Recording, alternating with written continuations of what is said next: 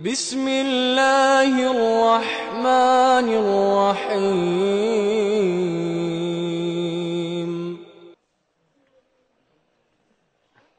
السلام عليكم ورحمة الله وبركاته.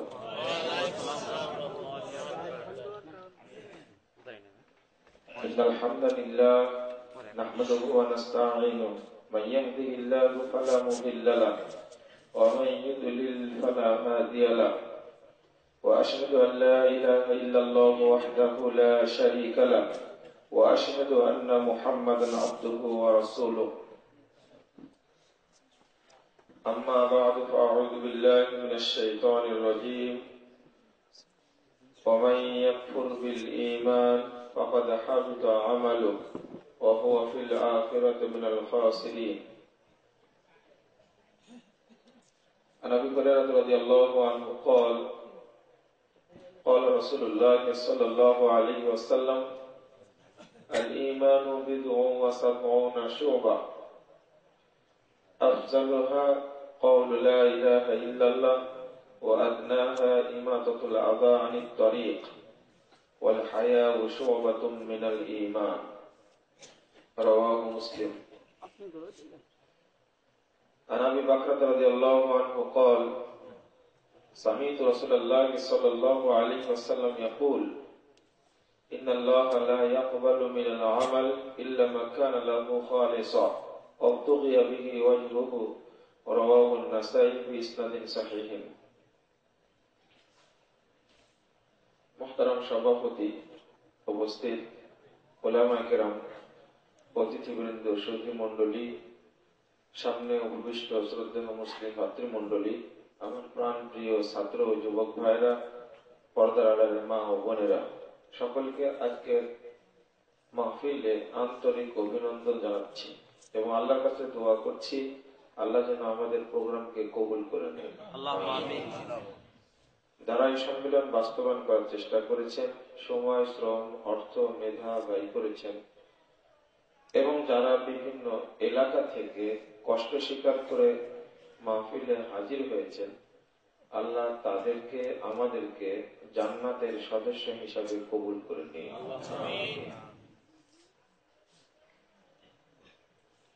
ঈমানের পরিচয়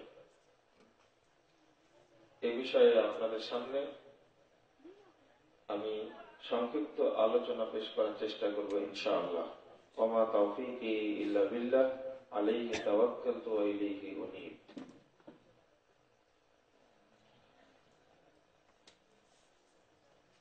আপনাদের প্রতি অনুরোধ, যারা বাজারে আছেন, অনেক মানুষই দোকানপাটে এখনো ঘোরাফেরা করছেন, তাদেরকে প্যান্ডেলে আসার জন্য আমি অনুরোধ জানাচ্ছি। আমার মনে হলো যে জালসার প্যান্ডেলের যে দোকানের জায়গাটা অনেক বড় হবে এবং সেখানে মানুষের সংখ্যা অনেক বেশি। কেন আসছে তা আমি জানি না। তারা কি কিছু বুঝে না? না বুঝে আসলো। কিছু ভাই দাঁড়িয়ে আছেন, মনে হয় জায়গা আছে ভিতরে, দেখা যাচ্ছে, বসে পড়ুন, একটু আলোচনাটা মনোযোগ দিয়ে শুনুন। রাত একটু বেশি হয়েই গেছে, আমরা আসতে দেরি করেছি।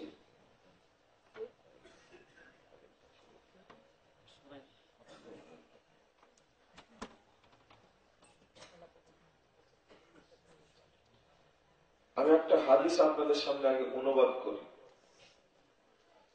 একটু মনোযোগ দিয়ে শুনুন। সহিহ বুখারীতে হাদিসটা আসছে 1413 নম্বর হাদিস। আল্লাহ রাসূল সাল্লাল্লাহু আলাইহি ওয়াসাল্লাম একটা অবস্থার কথা বর্ণনা করছেন, যখন মানুষ কাঠগড়ায় দাঁড়াবে তার অবস্থাটা বর্ণনা করছেন নবী মুহাম্মদ সাল্লাল্লাহু আলাইহি ওয়াসাল্লাম। ফায়ানজুরু ইলা ইয়ামিনিহি লা ইয়ারা ইল্লা জাহান্নাম। যখন ডান দিকে তাকাবে তখন জাহান্নাম ছাড়া কিছুই দেখতে পাবে না, শুধু জাহান্নাম দাও দাও করে জ্বলছে।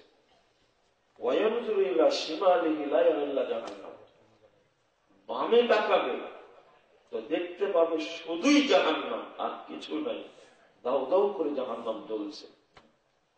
ওয়া বাইনা ইয়াদাইহি রাব্বুল আলামিন লাইসা বাইনাহু ওয়া বাইনাহু তারজামা, সামনে তাকাবে তো দেখতে পাবে মহান রব্বুল আলামিন, উভয়ের মাঝে কোন দোভাষী থাকবে না, সরাসরি কাঠগড়ায় উপস্থিত।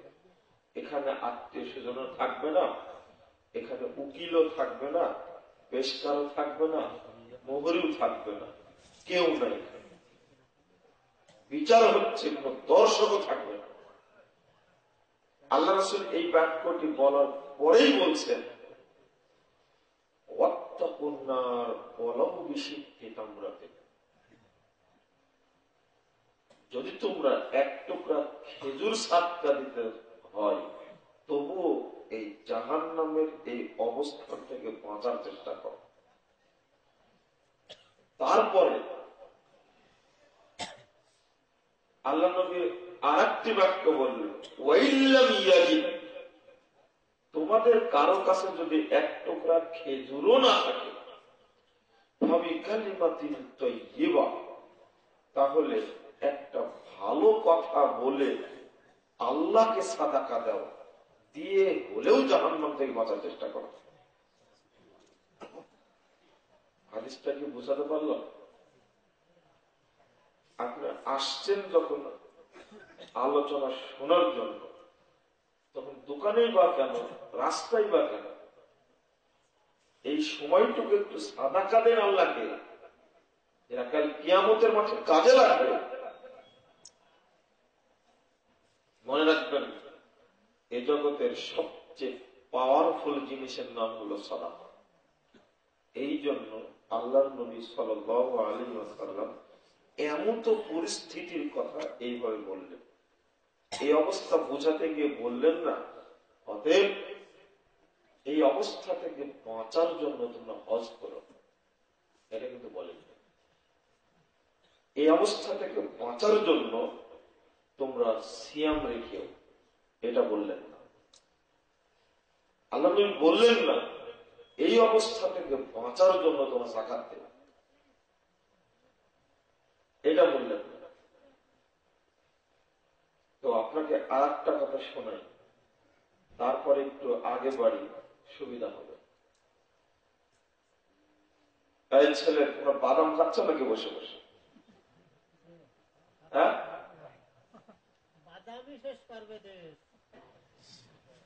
এটা তো খারাপ অভ্যাস দেখছি। আমার কথাগুলো মনে থাকবে না তো? আমার কথাগুলো মনে থাকবে না তো? কি জন্য আসছেন আপনি? কিছু কথা শুনে তো আমল করবেন নাকি? আমার জীবনে রাত 2টায় আলোচনা করেছি, রেকর্ড। আমি কোনোদিন এত রাত্রে আলোচনা করিনি, সেটা এই নারায়ণগঞ্জের রূপগঞ্জ আব্দুর রাজ্জাক সাহেবের মাদ্রাসায়।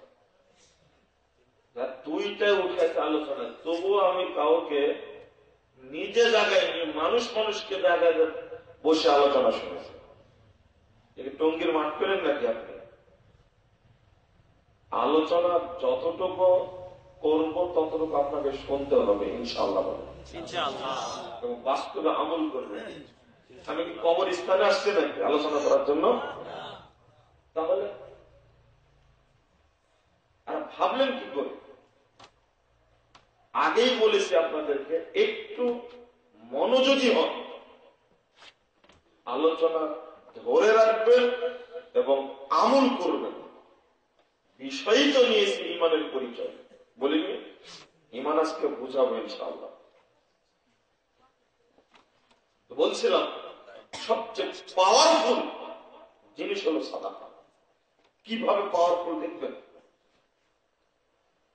আর 2টা কথা না বলে শেষ করতে পারছি না, এই জন্য বললাম। যখন মানুষ মারা যায়, যখন মানুষ মারা যাচ্ছে, ঠিক ওই মুহূর্তে আল্লাহ রাব্বুল আলামিন মানুষকে বলে দিয়েছেন, মানুষ যা বলে বাস্তবতা উল্টা। সূরা মুনাফিকুন 10 নম্বর আয়াত, وأنفقوا مما رزقناكم من قبل أن يأتي أحدكم الموت, মৃত্যু আসার পূর্বে আমি যা দিয়েছি তোমাদেরকে তার থেকে খরচ করো, তার থেকে দান করো।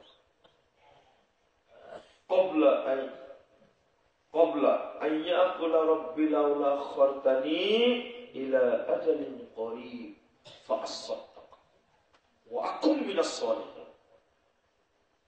যখন মালাকুল মাউত, আজরাইল তো হাদিসের শব্দ না, এটা শিয়ারা তৈরি করেছে।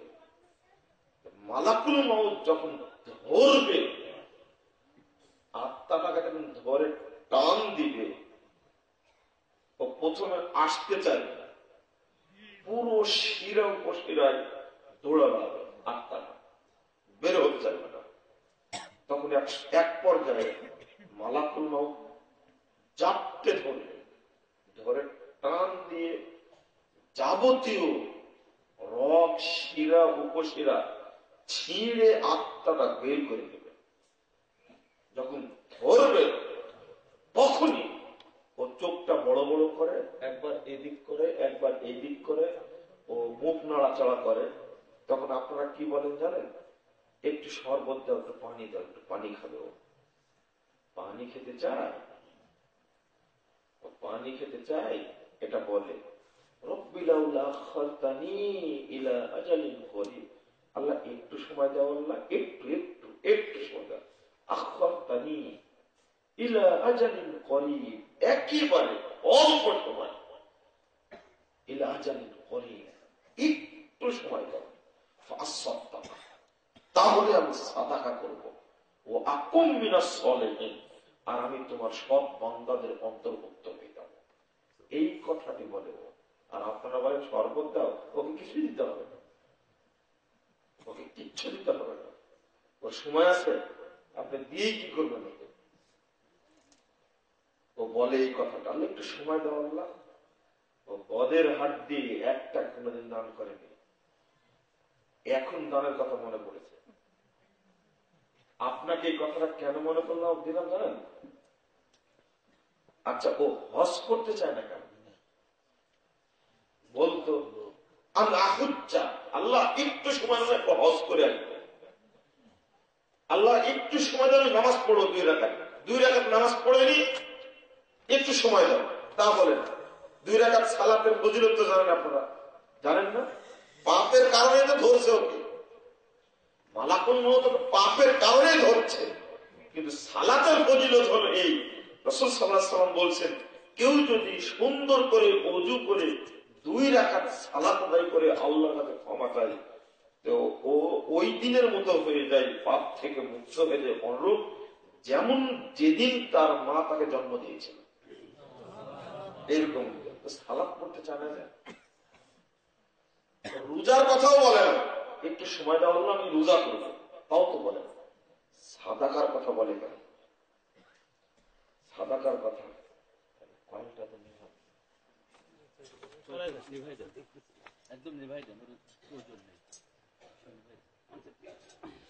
ও সাদাকার কথা বলে কেন? সাদাকার কথা বলার কারণ হলো সাদাকা এত পাওয়ারফুল, সাদাকা এত পাওয়ারফুল, ওর যে মৃত্যুর যন্ত্রণা কষ্ট, সাদাকা দিলে সঙ্গে সঙ্গে কষ্ট দূর হয়ে যাবে, সাথে সাথে দূর হয়ে যাবে। আমি দেখাচ্ছি আপনাকে কিভাবে দূর হবে। আল্লাহ নবী মুহাম্মদ সাল্লাল্লাহু আলাইহি ওয়াসাল্লাম এই যে কথাটা বললেন, আর একটা, সাদাকা যত শর্ট টাইমে আদায় করা যায়, অন্য কোন ইবাদত শর্ট টাইমে। হজ করতে হলে মক্কায় যাওয়া লাগবে, অন্তত 5 দিন সময় দিতে হবে। সিয়াম পালন করতে হলে সুবে সাদেক থেকে সূর্যাস্ত পর্যন্ত সময় লাগে। সালাত পড়তে হলে ওযু করার পরে অন্তত রুকু সেজদা তাশাহুদ পড়তে লাগে, না হলে সালাত হয় না। অন্য কিছু সময় লাগে, কিন্তু এই শোনো তো আব্দুল্লাহ, ওই যে ওখানে জমিটুকু আছে মসজিদে দিয়ে দিও, কতটুকু সময় লাগবে? এই জিনিসটা চাই। এই জন্যই বলে আল্লাহ তুমি একটু সময় দাও, আল্লাহ তুমি একটু সময় দাও, শুধু বলবো আমি ওই 5 কাঠা মাদ্রাসায় দিও, 2 সেকেন্ডের ব্যাপার। আর এই কথা বলতে পারলেই মৃত্যু যন্ত্রণাও শেষ হয়ে যাবে, আল্লাহর পক্ষ থেকে ঘোষণাও চলে আসবে। ঘোষণা কি আসবে? ওহো, তখন তো আল্লাহ সময় দিবেন, কি বলবেন?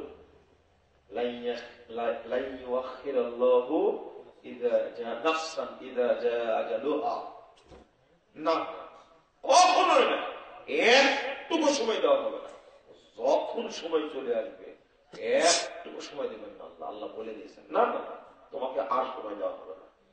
90 বছর সময় দিয়েছি, 80 বছর সময় দিয়েছি, 70 বছর সময় দিয়েছি, 75 বছর সময় দিয়েছি, এখন সময় চাচ্ছ তুমি, সময় দেওয়া হবে না। তখনও বুঝতে পারবে সাদাকার পাওয়ার তাহলে এত বেশি, সাদাকার পাওয়ার তাহলে এত বেশি, সাদাকার পাওয়ার তাহলে এত বেশি। বেশি মানে কি? যদি সাদাকা দেওয়া থাকে পুরোটাই পরিবেশ উল্টা হয়ে যাবে।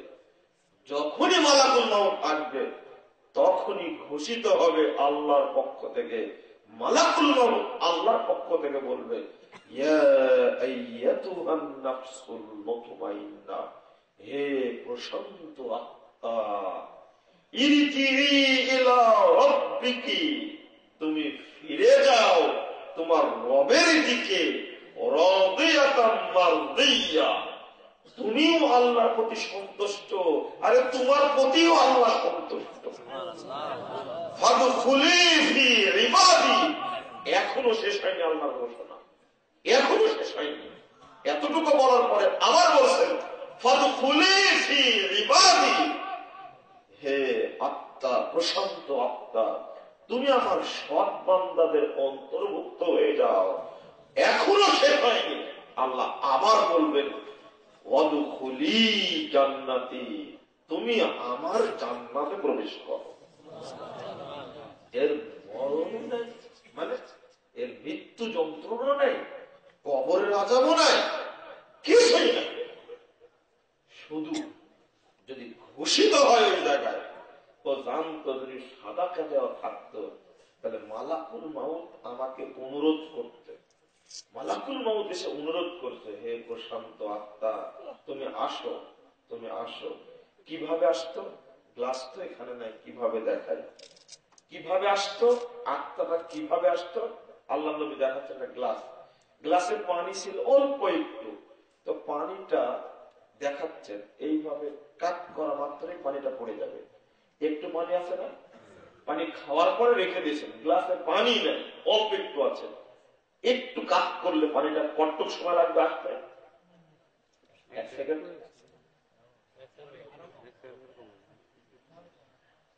1 সেকেন্ডে কম সময় লাগবে। আপনি দেখেন পরীক্ষা করে, পানি যতটুকু আছে তলায় একটু কাট করলে যেভাবে বেরিয়ে আসবে। আল্লাহ রাসূল ঠিক আবু দাউদের হাদিস 653 পৃষ্ঠার মধ্যে আসছে, আল্লাহ নবী বলছেন কাট করতেই পানিটা যেভাবে বেরিয়ে যাবে, এই কথা বলা মাত্রই আত্মাটা মালাকুল মউতের হাতে চলে আসবে। আমি কিভাবে বুঝাবো আপনাকে বলেন তো দেখি?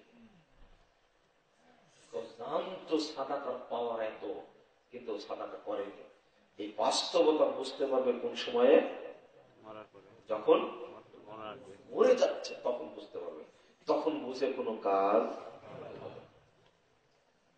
আপনাকে আরেকটি পাওয়ার বোঝায়, আল্লাহ নবী মুহাম্মদ সাল্লাল্লাহু আলাইহি ওয়াসাল্লাম বলছেন, আপনি তো বেঁচে গেলেন মরার সময়, কবরেও বাঁচার একটা সময় আছে। 788 নম্বর হাদিস, তাবরানী কাবীরের মধ্যে হাদিসটা আসছে। আল্লাহ নবী মুহাম্মদ সাল্লাল্লাহু আলাইহি ওয়াসাল্লাম বলেন, ইন্না সাদাকাতা লা তুতফিউ হাররাল কুবুর লিসাহিবিহা, নিশ্চয় সাদাকা। আচ্ছা, কবরের শাস্তি হয় কি কি দ্বারা বলেন তো, কে কে বলতে পারেন? এক, বুঝেননি কি কি দ্বারা শাস্তি দেন কবরে? সাপ আর হাতুড়ি আর মাটির চাল আর আগুনের পোশাক। আমি যেটা বলতে চেয়েছি এখনো আসেনি, মানে গ্রামের মানুষরা জানে না। গ্রামের মানুষ কেন, শহরের মানুষও জানে না, শহরের মানুষও জানে না। এইগুলো তো আছে আছে। আর একটা জিনিস, কবরে মাটি দেওয়া মাত্রই কবরে জাহান্নামের আগুন দাউ দাউ করে জ্বলতে থাকে। এই হাদিসটা বলতে চাইছি, মাটি দেওয়া মাত্রই দাউ দাউ করে জ্বলতে থাকে আগুন, জ্বলতে থাকে। কিসের আগুন এটা? জাহান্নামের আগুন জ্বলতে থাকে। আপনারা বলছেন কবরে সাপ থাকে, বিচ্ছু থাকে, তারপর একটা কি বললেন যেন, হাতুড়ি, তারপরে চাপ দেওয়া হয়, এক হাড্ডি আর এক হাড্ডির মধ্যে ঢুকে যায়। এটা তো জানছেন আপনারা, কিন্তু আল্লাহ নবী বলছেন ইন্না সাদাকাতা লা তুতফিউ হাররাল কুবুর লিসাওয়াতিবিহা। বাপ মারা গেছে বহুদিন আগে, আপনি জানেন না কবরের অবস্থা কি। মা মারা গেছে বহুদিন পূর্বে, জানেন না কবর অবস্থা কি। আজকে বক্তব্য শুনলেন, শোনার পরে, আজকে বক্তব্য শুনলেন, শোনার পরে আপনি বাপের জন্য সাদাকা দিয়ে দেবেন। আল্লাহ রাসূল বলছেন সাদাকা দেওয়া মাত্রই থপ করে জাহান্নামের আগুন নিভে যাবে, এক সেকেন্ড লাগবে না।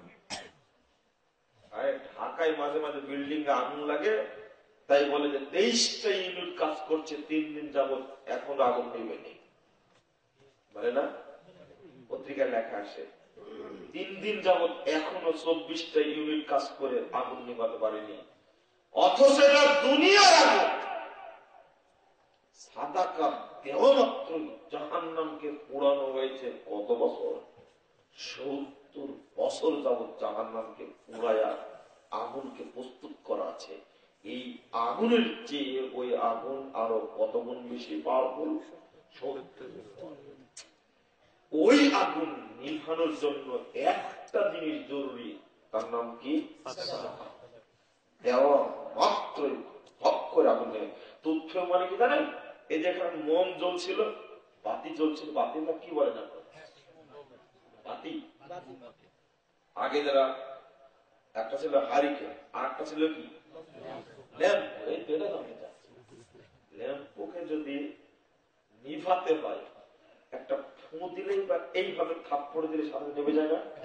এই নাম হলো তুচ্ছ শব্দ। তুচ্ছ শব্দ অর্থ ফু দিয়ে ল্যাম্প নিভে দেওয়া। ফু দিয়ে নিভাতে কয় সেকেন্ড সময় লাগবে? 1 সেকেন্ড লাগে না।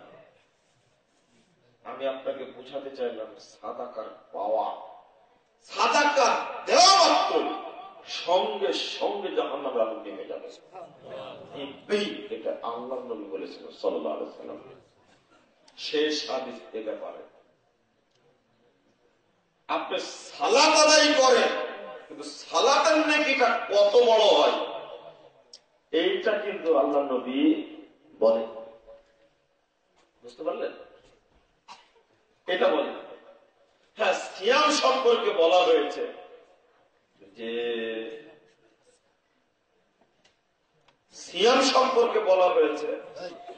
সিয়ামের নেকি আল্লাহ এত দিবেন, সিয়ামের নেকি আল্লাহ এত দিবেন, ফেরেশতারা লিখতে পারবে না। তাই আল্লাহ বলেছেন ওটা তোমরা লিখতে পারবে না, ওটা আমার জন্য করে, এর প্রতিদান আমি আল্লাহ নিজেই। তবে বলেননি নেকিটা কত বড় হবে, বুঝেছেন কি কথা আমার? তবে বলেননি আল্লাহ নবী নেকিটা কত বড় হবে। সাদাকার ব্যাপারে আল্লাহ রাসূল সাল্লাল্লাহু আলাইহি সাল্লাম বলছেন, এখন রিকশাওয়ালা, ভ্যান চালক, এরা বলবে কি জানেন, যে আমরা আবার সাদাকা করবো কোথায় থেকে? আর একটা ফজিলত হলো কিয়ামতের মাঠে যখন আপনি দাঁড়িয়ে থাকবেন, তখন সূর্যটা আপনার মাথা থেকে কোন হাদিসে আসছে 1 মাইল দূরে, কোন হাদিসে আসছে একেবারে কাছে। সাহাবীরা মাপ করতে গিয়ে বলছেন, সাহাবীরা মাথা থেকে সূর্যের দূরত্ব কত দূর হবে? মাথা থেকে সূর্যের দূরত্ব কত দূর হবে? হয়তো বা চোখ থেকে চোখের ভুরুর দূরত্ব যত দূর তত দূর হবে সূর্য। সাহাবীরা মাপ করছে। এই অবস্থা থেকে বাঁচার পথ কি বলেন তো দেখি? এই অবস্থা থেকে বাঁচার পথ কি?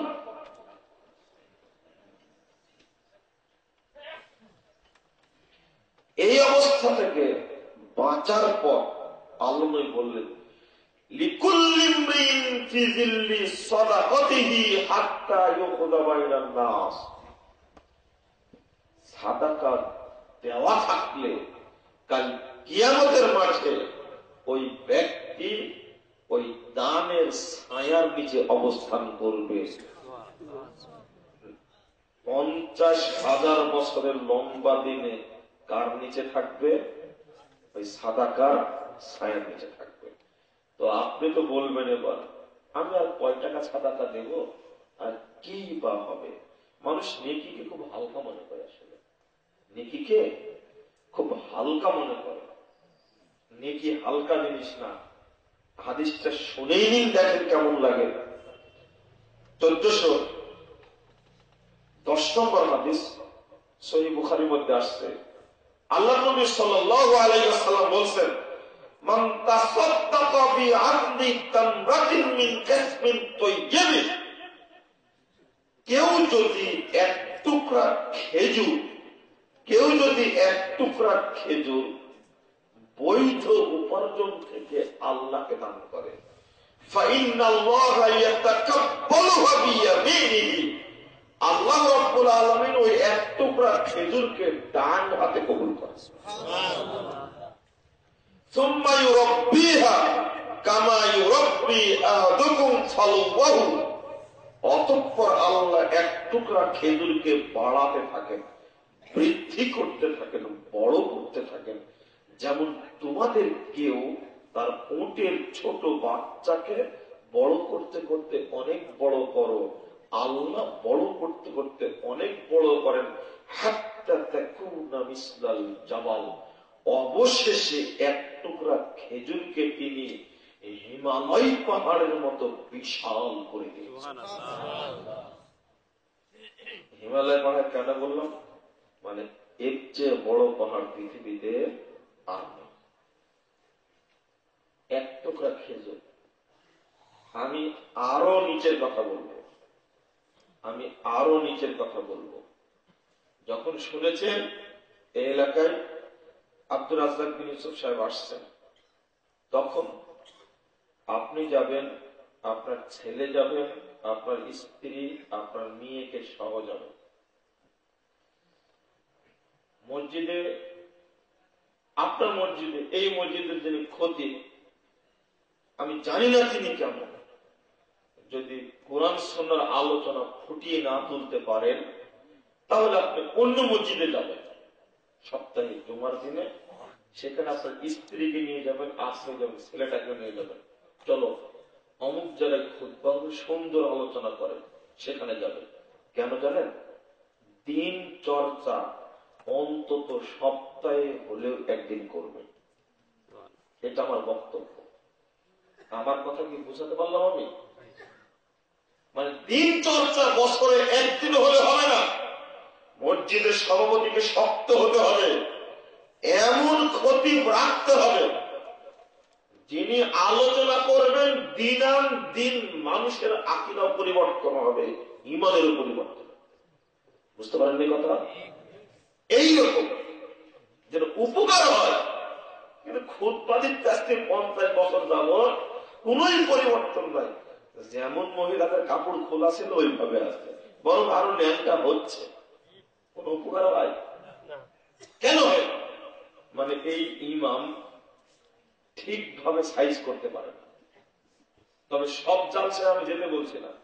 শুনলেন যে কোন জায়গায় আমানুল্লাহ বিন ইসমাইল আসবেন, তখন সবাই নিয়ে বলে চলো আজকে একজন বড় আলেম আসছে, তার বক্তব্য শুনি। উভয়ই শোনার মধ্যে একটা বরকত আছে। আপনি বরকতটা বুঝেন না। আল্লাহ রাসূল সাল্লাল্লাহু আলাইহি সাল্লাম বলছেন, জানি এই হাদিসটা আপনি শুনেছেন কিনা আমি জানি না, তবে এই হাদিসটা আপনারা মনে রাখবেন আজীবন।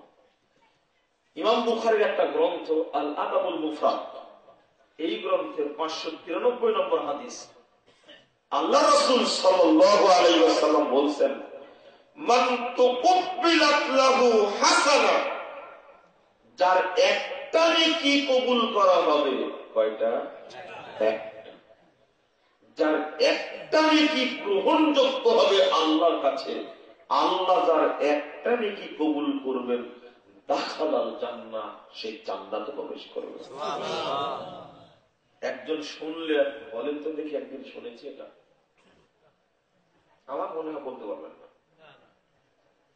আমরা পড়িনি কোনদিন। 2 198 নম্বর হাদিস তাবরানী কাবির, আল্লাহ নবী বলছেন, মান কানাত লাহু হাসানা, কাল কিয়ামতের মাঠে যার একটা নেকি টিকে যাবে। কয়টা নেকি? আপনারা দেখতে পাচ্ছেন না তো বুঝে না।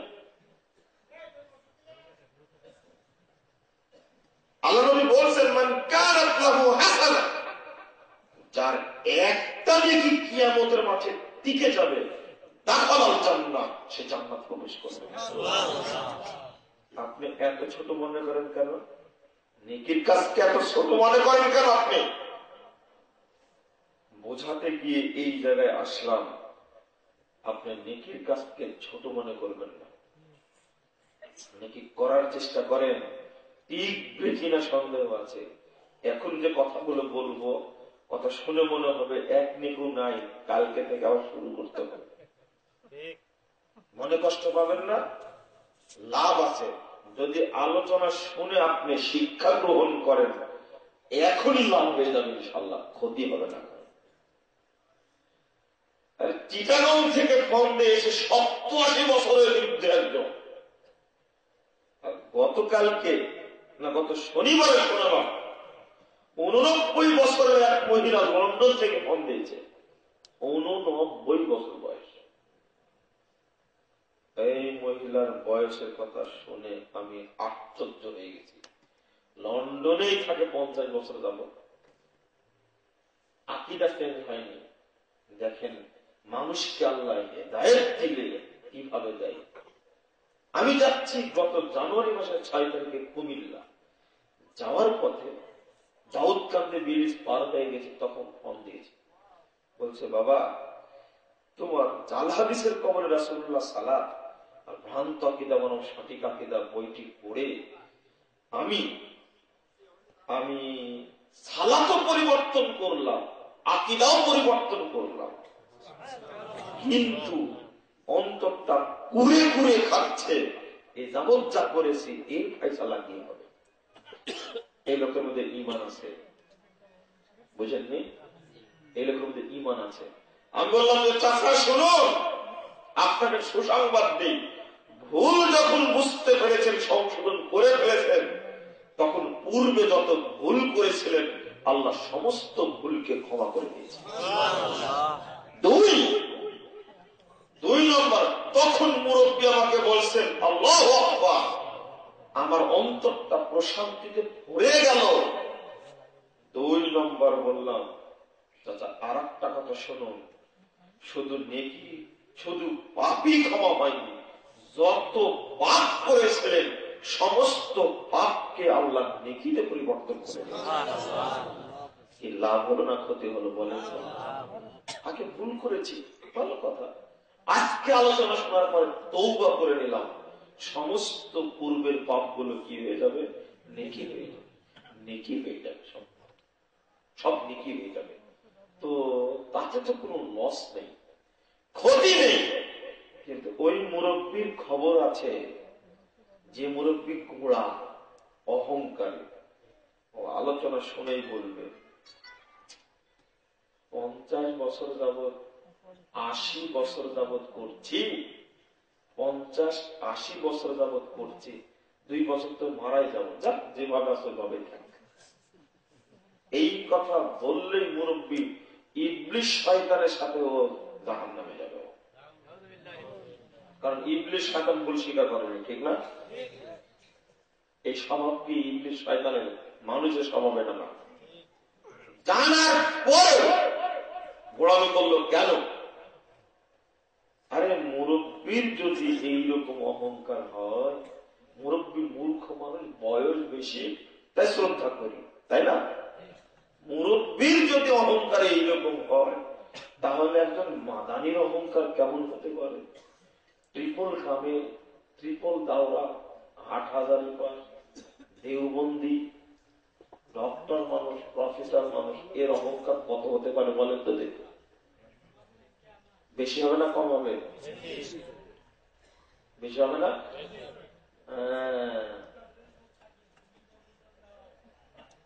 তাহলে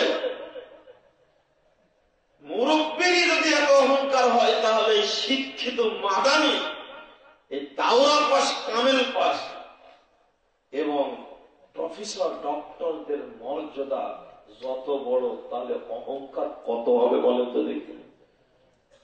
বাপরে বাপরে, হুজুরের রুমাল দেখে মনে হয় যে নবীর চেয়ে অনেক বড় হবে।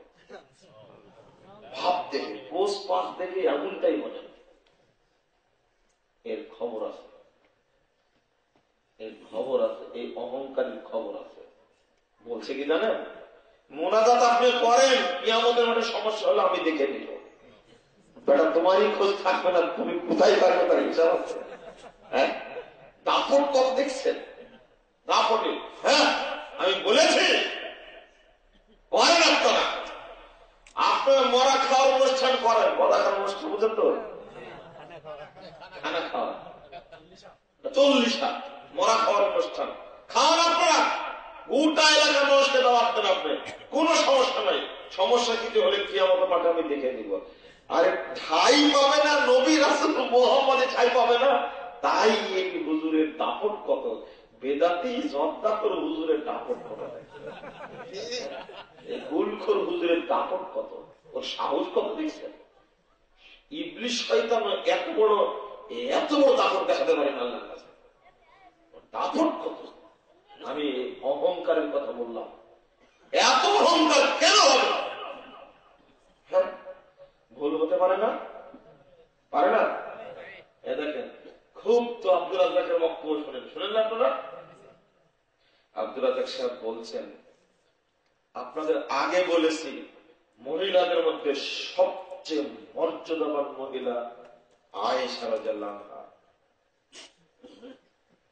এখন বলছি মহিলাদের মধ্যে সবচেয়ে মর্যাদাবান মহিলা মা খাদিজা রাদিয়াল্লাহু আনহা। কি হলো? বলছেন আমি লিখেওছি সবচেয়ে বড় মর্যাদাবান মহিলা মা আয়েশা, বলেওছি, তবে এখন বলছি সবচেয়ে বড় মর্যাদাবান মহিলাকে খাদিজা। আমি বললাম যে 26 বছরের রেকর্ডে এই দেখেন মানুষ ব্যাটা চ্যালেঞ্জ, এই দেখেন চ্যালেঞ্জ, ভুল হবেই মানুষের, বুঝতে পারেননি? হ্যাঁ, তবে চ্যালেঞ্জ করছি কোনটা? আমিও চ্যালেঞ্জ করছি যেটা দলিল আছে ওটা মেনে চলুন, যেটা দলিল নয় ওটা ছেড়ে দিন। গোড়ামি করলে খবর আছে। কারণ মা আয়েশাকে আল্লাহ সালাম দেননি, কিন্তু মা খাদিজাকে সরাসরি আল্লাহ সালাম দিয়েছে। মা আয়েশাকে জান্নাতের সুসংবাদ নবী শোনাননি, তবে খাদিজাকে জান্নাতের সুসংবাদ শোনাচ্ছে। আপনার কয়টা দিল? তো কেউ না কেউ ধরা দিয়েছে কথাটা, তো তাই না? তো মানুষ মাত্রই ভুল হতে পারে। আমিও বলছি দাপটে, দেখেন কোন রেফারেন্সে কোথায় ভুল হয়ে গেছে। তবে যেটা বলছি কেতাবের নাম, ওই কেতাবে পাবেন। একটা ছেলে একদিন আমাকে খুতবার পরে জিজ্ঞেস করছেন যে ওয়ালাকাদ বাসনা ফি কুল্লি উম্মাতিন রাসূলান ইউদুল্লাহু নাস্তানিবুত তাগুত, যেটা বললেন এই আয়াতটা কত নম্বর আয়াত? আমি বললাম যে সূরা নাহল 36 নম্বর আয়াত। তখন আমাকে বলছেন যে আপনি বলেছেন আজকে 25 নম্বর আয়াত। আমি বললাম যে হ্যাঁ, গতিতে বলা হয়ে যেতে পারে। ও কিন্তু আমাকে পরীক্ষা করছে, বক্তব্যের গতি একরকম, কথা বোঝা গেছে। তবে আমি যেটা আয়াতটা বলেছি কোরআনে যে নাই এটা হতে পারে না, কথা বুঝেননি। যে হাদিসটা বলেছি হাদিসে যে নাই এটা হতে পারে না, ইনশাআল্লাহ হবে না। তবে মানুষ তো, তাই না? আর নবী মুহাম্মদ সাল্লাল্লাহু আলাইহি ওয়াসাল্লামের যদি ভুল হয়, তুমি কত বড় দেওবন্দি আলেম হয়েছে, তোমার ভুল হয় না মানে হতেই পারে না। এটা ভুল হলেই সঙ্গে সঙ্গে কি করতে হবে? সংশোধন করে নিতে হবে। মনে থাকবে কথা? জি। আল ঈমান আস-সিকা, ঈমান অর্থ হলো দৃঢ়তা, জিদ্দুল খৌফ, অর্থাৎ ভীতি শূন্য চূড়ান্ত বিশ্বাসের নাম কি? ঈমান। ভীতি শূন্য চূড়ান্ত বিশ্বাসের নাম ঈমান, যার মধ্যে কোন সন্দেহ, দ্বিধা, সংকোচ, ইতস্তত কোন কিছু থাকে না, তার নাম কি? ঈমান। কি বললাম? কোন সন্দেহ নাই, কোন দ্বিধা নেই, কোন সংকোচ নেই, কোন পিছুটান নেই, কোন ইতস্তত নেই। একবারে যেভাবে আল্লাহ বলেছেন, নবী বলেছেন, ওইভাবে ফ্রেশ অন্তরে বিশ্বাস করার নাম কি? ঈমান। যেমন যেমন দুইটা কথা বলা হয়েছে ঈমানের আলোচনা যেখানে এসেছে, সেখানে দুইটা কথা বলা হয়েছে। কয়টা জানেন? দুইটা। একটা হলো গয়রু সাক্কি, নিঃসন্দেহে বলবে, আর একটা আসছে মুখলিসিন, একনিষ্ঠতার সাথে বলবে। যেমন নাসাই 3041 নম্বর হাদিসে আসছে, আল্লাহ নবী বলেছেন, ইন্নাল্লাহা লা ইয়াকবালু মিনাল আমাল, আল্লাহ তাআলা কোন আমল কবুল করেন না ইল্লা মা কানা লাহু খালিসা, যতক্ষণ পর্যন্ত আমলটা একমাত্র তার জন্যই করা না হবে। মানে খালিস অন্তরে করতে হবে। আচ্ছা, খালেস অন্তরটা কি বলেন তো দেখি? খালেস অন্তরটা আমি একটু বুঝতে, আমাদের টাকা থাকবে না, কোন দিক যেন মনোযোগ না যায়, একেবারে নিঃসন্দেহ অন্তর যাকে বলে, সেটা কি? বিশ্বাসটা হতে হবে কেমন? কোন দিক তাকাবেন না, আমার দিক তাকায় থাকুন, আমি বোঝাই। আল্লাহ নবী মুহাম্মদ সাল্লাল্লাহু আলাইহি ওয়াসাল্লাম মক্কা থেকে গেলেন বাইতুল মাকদিস। একদিন রাত্রিতে বাইতুল মাকদিস থেকে উপরে গেলেন, তার উপরে সপ্তম আসমান ভেদ করে আল্লাহর সঙ্গে কথা বলে তিনি চলে আসলেন। ওই রাত্রিতে এসে সকালবেলা তিনি কাবা চত্বরে ঘোষণা করছেন, আমি রাত্রিতে বাইতুল মাকদিস গেলাম, সেখান থেকে 500 বছরের রাস্তা অতিক্রম করে প্রথম আসমান গেলাম, তারপরে 500 বছরের রাস্তা অতিক্রম করে দ্বিতীয় আসমানে গেলাম, জান্নাত জাহান্নাম দেখলাম, আল্লাহর সাথে কথা বললাম, আবার ফিরে চলে আসলে এখানে। কে বিশ্বাস করবে এই কথা? যারা ঈমানদার মানুষ তারা বলল যে এই কথা বলার কি দরকার ছিল? বুঝেননি? কি দরকার ছিল এই মুহূর্তে? এমনি টিকা যাচ্ছে না, পিটায়া মেরে শেষ করে দিচ্ছে, আর এই মুহূর্তে এগুলো বলার কি দরকার ছিল? এক। আর এটা যৌক্তিক কথা হলো, বলেন দেখি, আজ থেকে 1450 বছর পূর্বের ঘটনা এটা, যখন না আছে ট্রাক, না আছে বিমান, না আছে বাস, একটা অদ্ভুত কথা বলে কেউ বিশ্বাস করবে? আর যারা দুর্বল ঈমানের মানুষ, আপনাদের মতো যারা, আপনাদের কথা বললাম কেন জানেন? আপনারা মোবাইলটা বন্ধ করতে পারছেন না, আপনার মোবাইল এত জরুরি। এ দেখেন আমার এখানে কয়েকটা মোবাইল বন্ধ করা আছে।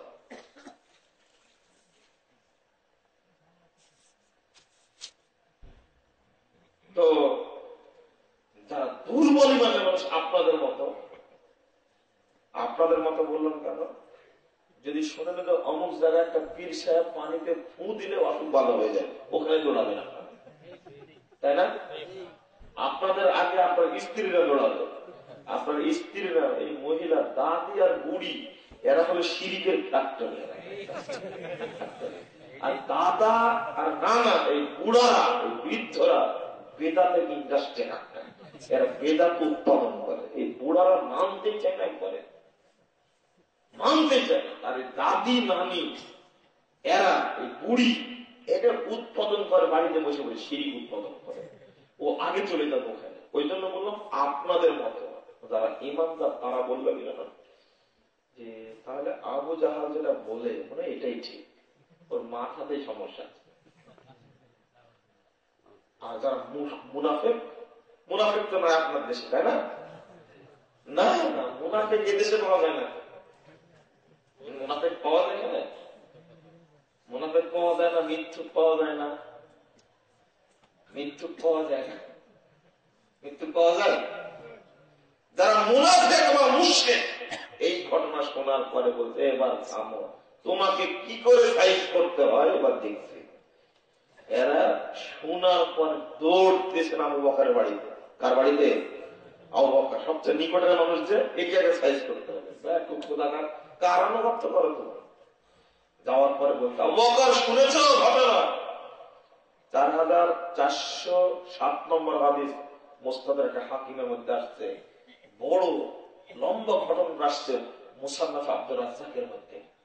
তো আল্লাহ নবী মুহাম্মদ সাল্লাল্লাহু আলাইহি ওয়াসাল্লাম এই ঘোষণাটা মুশরিকরা গিয়ে বলছে আবু বকরকে, আবু বকর শুনেছো কাজটা ঘটে গেছে আজকে। কি কি ঘটছে? বলেন মুহাম্মদ নাকি এই করেছে। তাই নাকি? কে বলেছে এটা? আরে মুহাম্মদ এই খবর এখন দিল, এ নাকি রাত্রে গেছিল আবার চলে আসছে। এত ভ্রমণ দেখে চলে আসছে। তখন বলেছেন ওয়াইন কানা ক্বালা যালিকা মুহাম্মাদুন লাকাদ সাদাকা, যদি এই সংবাদ মুহাম্মদ দিয়ে থাকে নিঃসন্দেহে তিনি সত্যই বলেছেন। এই কথা বলা মাত্রই বলছেন তুমি অন্ধ হয়ে গেলে? এই অদ্ভুত খবরটা বিশ্বাস করে? তুমি একটা শিক্ষিত মানুষ, ভদ্র মানুষ, এই কথাকে বিশ্বাস করে? আবু বকর আরো শান্ত হয়ে বলছেন ওয়াইন কানা আযাবু বিবাদ, আর এই কথাতে এই কথা এর কেউ যদি মুহাম্মদ কোন অদ্ভুত আশ্চর্যজনক খবর দেয় মুসাদ্দিকুহা, আমি আবু বকর তাকে বিশ্বাস করি। এর নাম হলো ফ্রেশ বিশ্বাস। বুঝতে পারছেন? এর নাম হলো, এইরকম বিশ্বাস না থাকলে কিয়ামতের মাঠেও টিকা যাবে না, কবরেও টিকা যাবে না।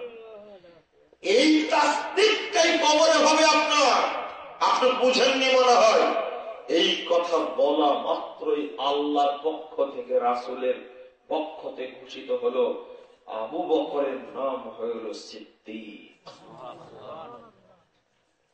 বোঝা যাচ্ছে আবু বকর ছাড়া সাহাবীদের মধ্যে এইরকম বিশ্বাস আর কেউ করে না। এই জন্য তাকে সিদ্দিক বলা হয়েছে। আচ্ছা বলেন তো দেখি, এই ঘটনাটা কি সরাসরি তিনি নবীর মুখ থেকে শুনেছেন না মুশরিক মুনাফিকদের মুখ থেকে শুনেছেন? তাহলে আবু বকরের ঈমান কত শক্ত! আল্লাহু আকবার, কত শক্ত, কত শক্ত! শুধু জিজ্ঞেস করলেন কে বলেছে? আপনারা হাদিস পড়েই মানছেন না, কোরআন কাছে আছে তাই মানছেন না। এত বড় মুনাফিক আপনারা। এই কোরআন কাছে আছে, পড়ছেন কেন? পড়েননি আয়াতটা? কোনদিন পড়েননি?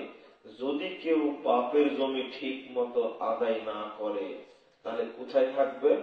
13 এবং 14 নম্বর আয়াত, 13 এবং 14 নম্বর আয়াত। আপনি জানেন না এটা? ঈমানই নাই আপনার। আল্লাহ বলছেন তিলকা হুদুদুল্লাহ, সূরা নিসা 14 নম্বর আয়াত, 13 নম্বর আয়াত। এইটা হলো আল্লাহর বন্টন নীতি। শোনো, মাইয়ুতিল্লাহ ওয়া রাসূলুল্লাহ, যে আল্লাহ এবং আল্লাহ রাসূলের আনুগত্য করবে, ইদখিলুহু জান্নাতিন তাজরি মিন তাহতিহা আল-আনহার, আর ওই ব্যক্তি ওই জান্নাতে ঢুকে থাকবে, যে জান্নাতে তলদেশ দিয়ে নগর প্রবাহিত হচ্ছে। এই দেখেন সুসংবাদ, যে ঠিক মতো বন্টন করে দিবে ভাই বোনদের মধ্যে, যার সম্পদ বন্টন হবে ঠিক মতো, সে কোথায় থাকবে? জান্নাতে থাকবে। 2,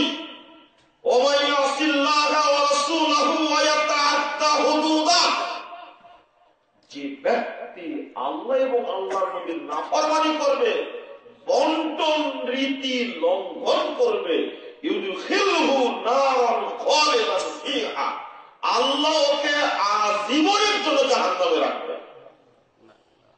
এই দেখেন, এই দেখেন, তিলকা হুদুদুল্লাহ। আমি যেভাবে পড়েছি ওইভাবে আছে। কোথা থেকে পড়লাম দেখলেন? কোথা থেকে? এটা কোরআন, বুঝতে পারছেন? তো এই আয়াতটাকে কি বিশ্বাস করেছেন? না। 10 বছর হয়ে গেছে বাপ মরা, আজও বোনের জমি দেননি আপনি। অথবা বাপ জাহান্নামে আছে, এখন জাহান্নামে আছে, ছেলেদের পরামর্শে বোনদেরকে ঠিক মতো না দিয়ে মরে গেছে, ও জাহান্নামে আছে, এতে কোনো সুন্দর নাই। এ দেখেন, আমার আল্লাহ বলেছেন কুরআনের কথায়, এটা যেভাবে বলেছেন ওইভাবে। তিলকা হুদুদুল্লাহ ওয়া মান ইউতিল্লাহ ওয়া রাসূলাহু ইউদখিলহু জান্নাতিন তাজরি মিন তাহতিহা আল-আনহার খালিদিনা ফিহা ওয়া যালিকাল ফাওজুল আযীম। ومن يعص الله ورسوله ويتعدى حدوده يدخله نارا خالدا فيها وله عذاب مهين। তার মুক্তির বলে যেভাবে বলেছি ওইভাবে আছে, ও জাহান্নামে আছে এখন। এটা কালামুল্লাহ। কোথায় আছে এখন? জাহান্নামে আছে। এখন ছেলেরা বসে যদি ভাগ করে দেয়, ছেলেরাও বাঁচলো, বাপও বাঁচলো, ছেলেরাও বাঁচলো, বাপও বাঁচলো, ছেলেরাও বাঁচলো, বাপও বাঁচলো। ভাগ যদি এখন ঠিক মতো না করে, বাপ জাহান্নামে আছে, এরা মরলে কোথায় যাবে? জাহান্নামে যাবে। এই জিনিসটা কত কঠিন জানেন?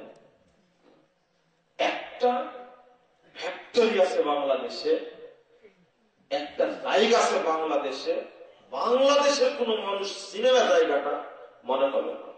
এই মালিক ফতোয়া চাচ্ছে, মালিক মারা গেছে, মালিকের স্ত্রী ফতোয়া চাচ্ছে, বলছে 3 ভাই। আমি ফ্যাক্টরির কথা বলবো না আপনাদেরকে। 3 ভাই, মালিক মারা গেছে, 1 বোন। তো বোনটাকে ফ্যাক্টরি ভাগ দেয়নি, বাপ 3 ভাইয়ের নামে দিয়ে গেছে। মেয়েটা তো এখন বুঝদার হয়েছে, বুঝে না? বুঝে।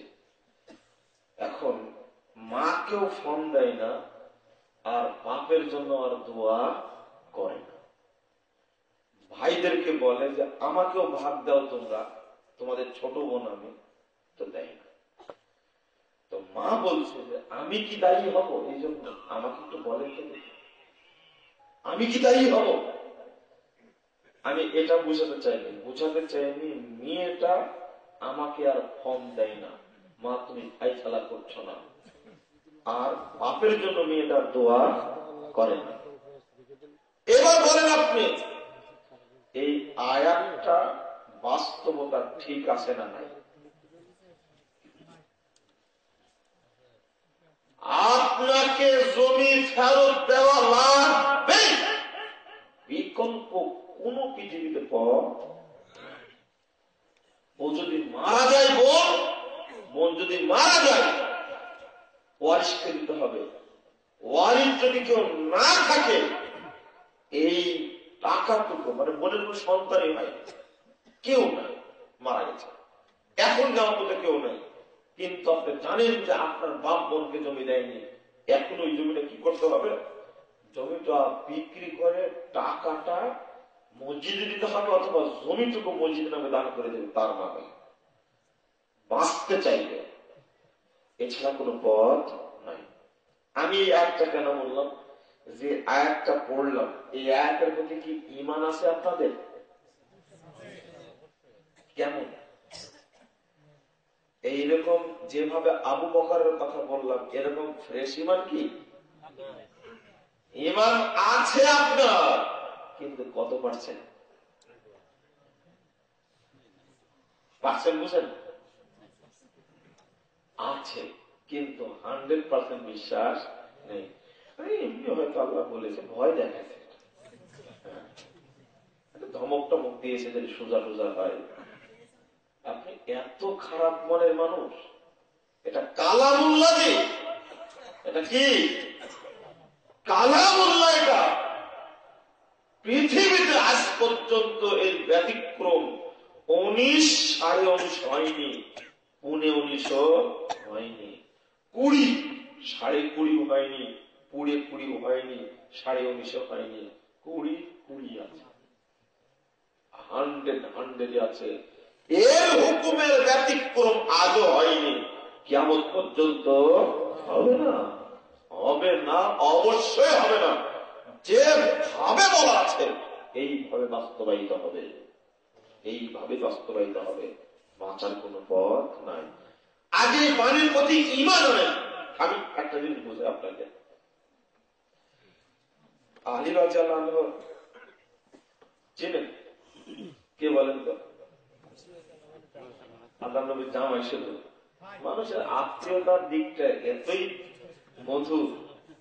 বলেন যে তিনি যেন খলিফা, চতুর্থ খলিফা, তাই না?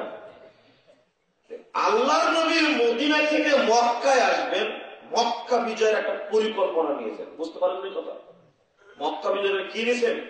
পরিকল্পনা নিয়েছেন। পরিকল্পনা নিয়ে যে বৈঠকে আলোচনা হয়েছে, ওই বৈঠকে বাদরি সাহাবী ছিলেন নাম হাতেমুল বালতা। তিনি আত্মীয়তার মহব্বতে করছেন কি, যেহেতু মক্কা বিজয়ী হবে, অমুক দিন যাবে, একটা পত্র লেগেছে, অমুক দিন আমরা যেতে পারি, তোমরা রেডি থাকবে, সাবধান থাকবে, দূরে চলে যাবো। এই চিঠিটা লেগে ফাঁস করে দিয়েছে, মহিলাকে দিয়েছে, মহিলা নিয়ে যাচ্ছে মক্কায়। মদিনা থেকে রওনা দিয়েছে, প্রায় মক্কার কাছাকাছি চলে আসছে। তখন আল্লাহ জিবরিলকে পাঠিয়েছেন, জিবরিলও জানে না। বুঝতে পারছেন? এই দেখো ব্যাকুব, ওই ব্যাকুব বলে মোহাম্মদ গায়েব জানে। ব্যাকুব কত চিন্তা করে দেখেন, গায়েব শুধু কি মোহাম্মদ জানে? ওই ফাজাইল আমিল তবলিগের ফাজাইল আমিলের মধ্যে লেখা আছে, লা ইলাহা ইল্লাল্লাহ ফজিলতের মধ্যে লেখা আছে যে এক ছেলে হঠাৎ চিৎকার করে উঠছে, চিৎকার করে উঠে বলছে কি, আমার আম্মা জাহান নামে পড়ছে, আমার মা জাহান নামে পড়ছে, আমার মা জাহান নামে পড়ছে। তখন এক মুরব্বী বলছে যে জাহান্নামে পড়ছে মানে? আমি দেখতে পাচ্ছি আমার মা জাহান্নামে পড়ছে, মানে ও কাশ হাসিল করেছে, কাশ হাসিল করেছে। তখন ওই মুরব্বী বলছে, আমার কাছে আগে থেকে ৭০,০০০ বার লা ইলাহা ইল্লাল্লাহ পড়া ছিল, তার মধ্যে থেকে আমি একটা অংশ তার মায়ের জন্য বকশিয়ে দিলাম। দেওয়ার সাথে সাথে ছেলেটা একটু পরে বলছে, চাচা আমার মা জাহান্নাম থেকে বেঁচে গেছে, জান্নাতে চলে গেছে। তখন এখন মুরব্বী বলছে যে এই ঘটনাতে দুইটা ফজিলত হলো। একটা হলো এই যে এই ছেলেটা গায়েবের খবর বলতে পারে। কি বুঝলেন আপনারা বলেন তো দেখি? আর ২ নম্বর, লা ইলাহা ইল্লাল্লাহ বরকত পাওয়ার যে আছে আসলে, এটা আমি বুঝতে পারলাম। 2টা খবর। বলেন তো এই ঘটনা সত্য না মিথ্যা? নগদ মিথ্যা কথা, নগদ মিথ্যা কথা। এ দেখেন আল্লাহর নবী গায়েব জানেন না, চিঠি নিয়ে মক্কায় পাশাপাশি চলে গেছে। আল্লাহ বলছেন জিবরিলকে, তাড়াতাড়ি বলো, দেখো মহিলা ফাঁস করে দিল, সব ফাঁস করে দিল, তাড়াতাড়ি যাও। এবার আল্লাহ নবীকে বলা মাত্র বলছে, আলী কোথায় আছো, উঠো ঘোড়াতে, দৌড়াও তাড়াতাড়ি ঘোড়া নিয়ে। এক মহিলা রাস্তায় আছে, এই মহিলার কাছে পত্র আছে, এই মহিলার কাছে পত্র আছে, ফাঁস করে দিল সব আমাদের পরিকল্পনা। গেল, যাওয়ার পরে প্রায় কাছাকাছি এসে মহিলাকে ধরে ফেললেন। কে? আলী রাদিয়াল্লাহু আনহু ধরে ফেললেন। ঘটনা পরস্পর ঠিক আছে তো? শুনছেন তো ভালো করে? ধরার পরে বলছেন, তোমার কাছে পত্র আছে, পত্রটা দাও। তখন মহিলা বলছে, আল্লাহ মানে যত কসম আছে, মায়ের কিরা, বাপের কিরা, আল্লাহর কিরা না আছে, সব করার পরে বলছে, আমার কাছে পত্র নাই। দেখো আলী, তুমি বিশ্বাস করো, দেখো বিশ্বাস করো, আমার কাছে পত্র নাই, তোমাকে চাপাচাপি করো না, আমার সাথে হাতে বিভিন্ন কথা দেখা যাবে, যত কথা আছে সব বলছে। এবার কি হবে বলেন তো? এবার ফোন দিতে হবে যে আল্লাহ নবী এ তো বলে যে আমার কাছে কিছু নাই, আল্লাহর কসম কিরা কেটে তো সব বলতেছে। ফোন না দেব স্যার বলেন তো, ফোন তো নাই, ফোন ছিল, এবার কি করব? বুঝতে পারেননি আপনারা কেন বলছি? আলী রাদিয়াল্লাহু আনহু বলছে, আরে বলিস কি রে, আমার নবী বলে পাঠিয়েছেন তোর কাছে পত্র আছে, অতএব পত্র আছে। বিশ্বাস যদি পত্র বের করে না দিস না, উল্কি আন্না সিয়ালাক, তোর কাপড় খুলে আমি চেক করবো। পত্র বের করেছি, দে পত্র। এই দেখেন, ফোন লাগে না, টেলিফোন লাগে না, লোক পাঠানো লাগে না, নবী বলে দিয়েছেন। নবীর কথাকে এই রূপ বিশ্বাস করতে হয়। সোজা হয়ে কাপড় খুলে চেক করলেও পাওয়া যেত না।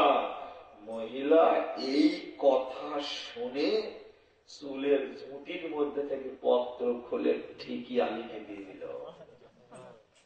বলেন, আকিদার জোর না থাকলে, আকিদার জোর না থাকলে কি পত্র বের করা যেত? এর নাম হলো নবীর কথা বিশ্বাস করা, এর নাম হল নবীর কথা বিশ্বাস করা। দেখি বিশ্বাস করেন কিনা, দেখি বিশ্বাস করেন কিনা। 5907 নম্বর হাদিস, একটা 5907 নম্বর হাদিস নাসাই। খুব মনোযোগ দিয়ে শোনেন। আল্লাহ নবী মুহাম্মদ সাল্লাল্লাহু আলাইহি ওয়াসাল্লাম বলছেন, কুল্লু মুসকিরিন হারাম, যত মাদক দ্রব্য আছে সব কি হারাম।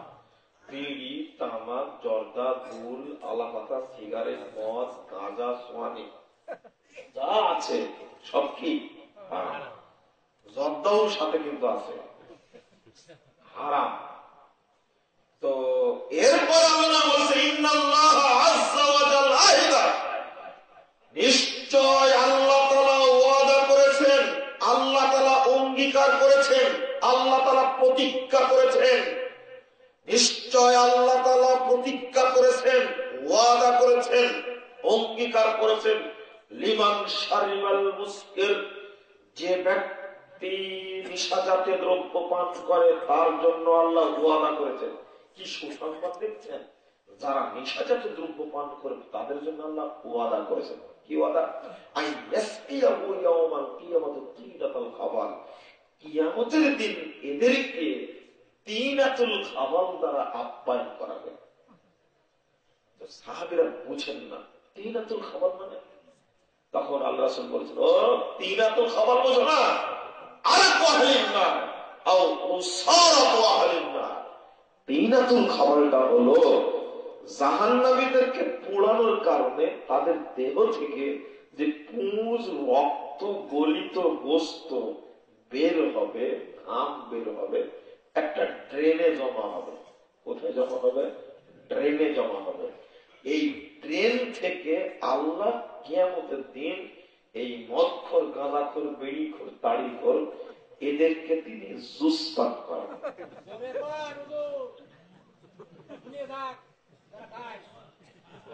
জুস বুঝেন? জুস, জুস বুঝেন না? আল্লাহ জুস খাওয়াবেন তাদেরকে, কিয়ামতের মাঠে আপ্যায়ন করাবেন। তো আপনারা জুস বললেন না, হাসলেন।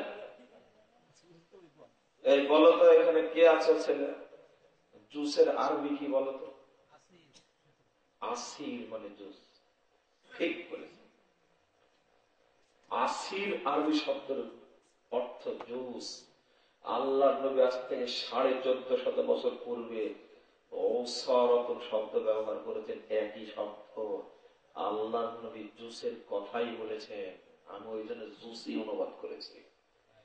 পুঁজ, রক্ত, আর গোস্তের গলিত পদার্থ মিশ্রিত করে একে জুস বানানো হবে, আর বিড়িখোরদেরকে আল্লাহ কিয়ামতের মাঠে খাওয়াবে। আর যারা বিক্রি করে এরা ভাগ একটু বেশি পাবে। আপনারা হাসছেন, মানে এই বিড়িখোররা কাছে গেলেই পায়। ওই যে ব্যবসায়ী আছে, খুব মাথা মোটা, বুদ্ধি শুদ্ধি কিচ্ছু নাই, ও বিড়ি ব্যবসা করে কেন?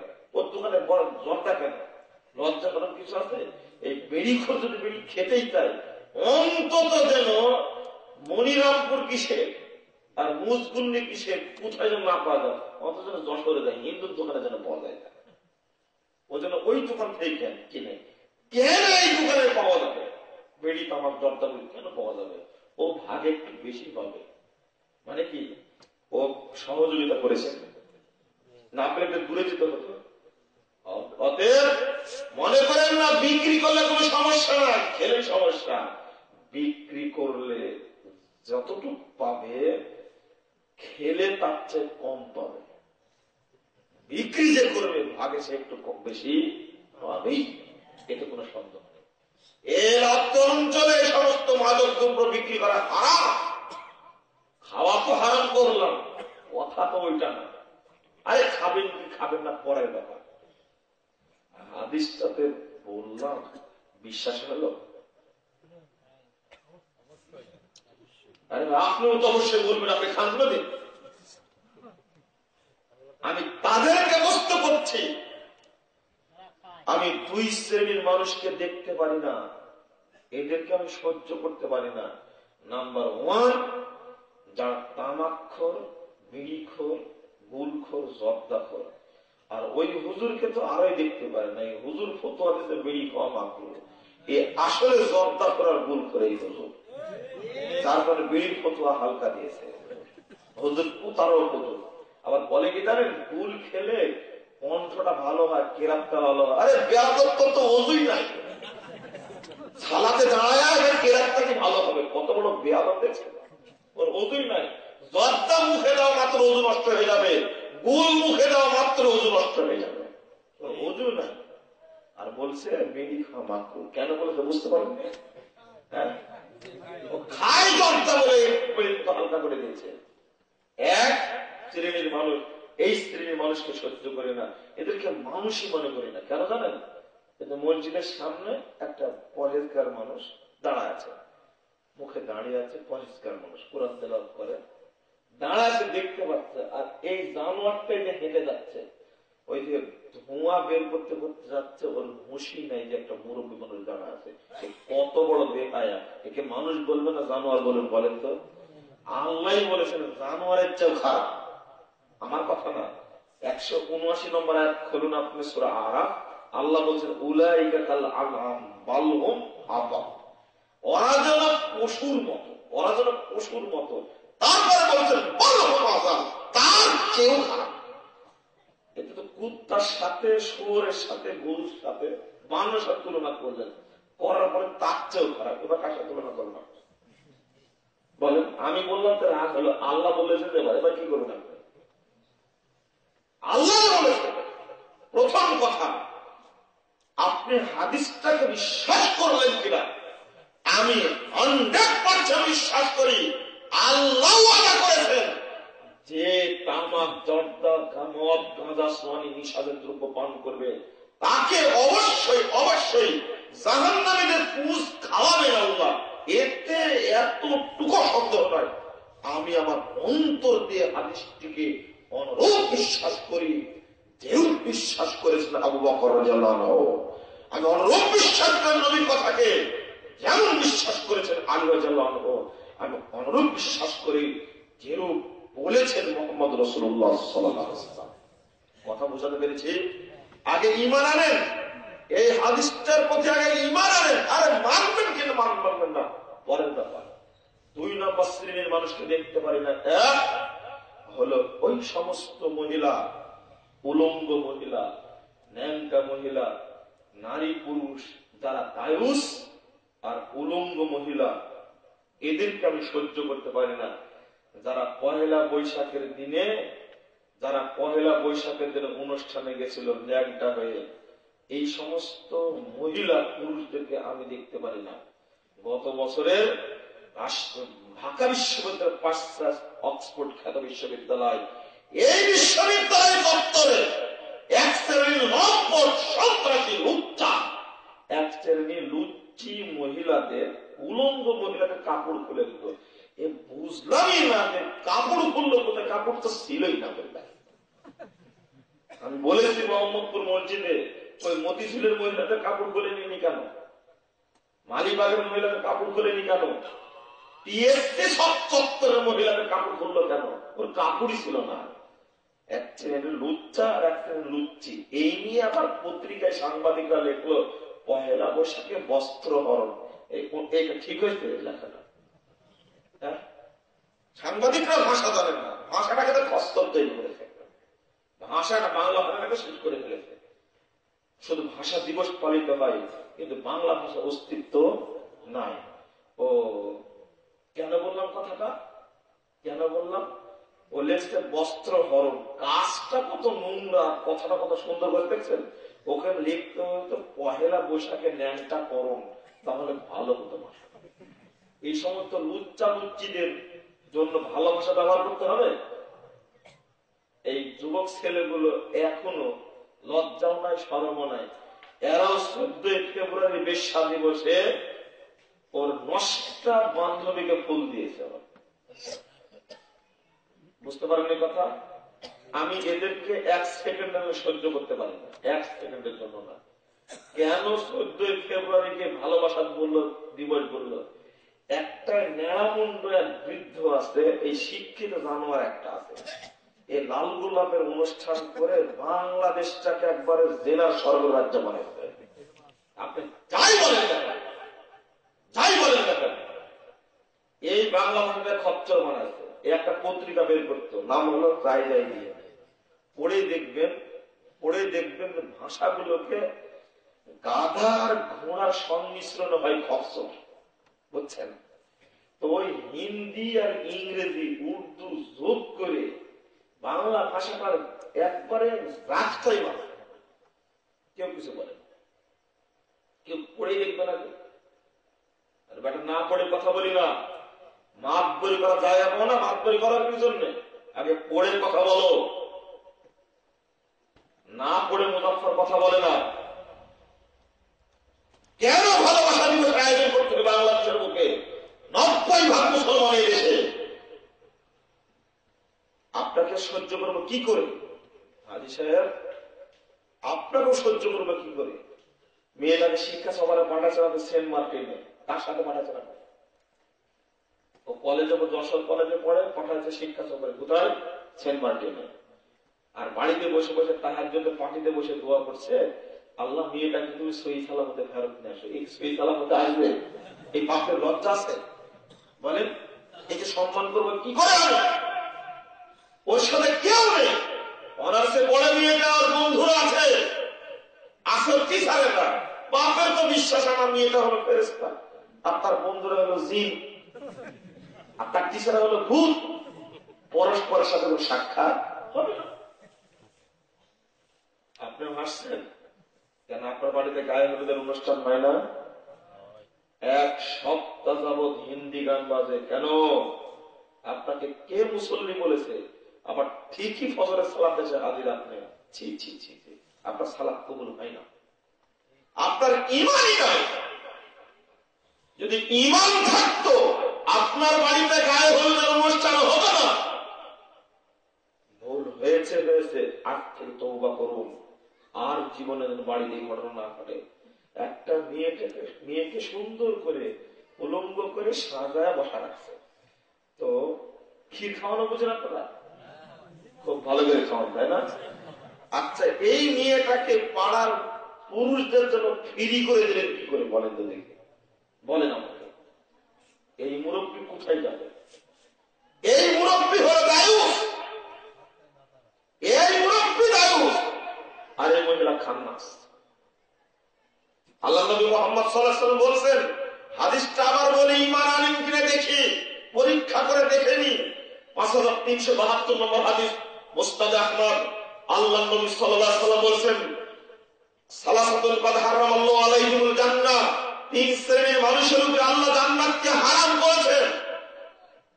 মুসনাদে বাজারে আসছে 4 শ্রেণীর মানুষ। 1, মুদমিনুল খামার, যারা নেশাজাতীয় দ্রব্য পান করে তাদের উপরে জান্নাত হারাম।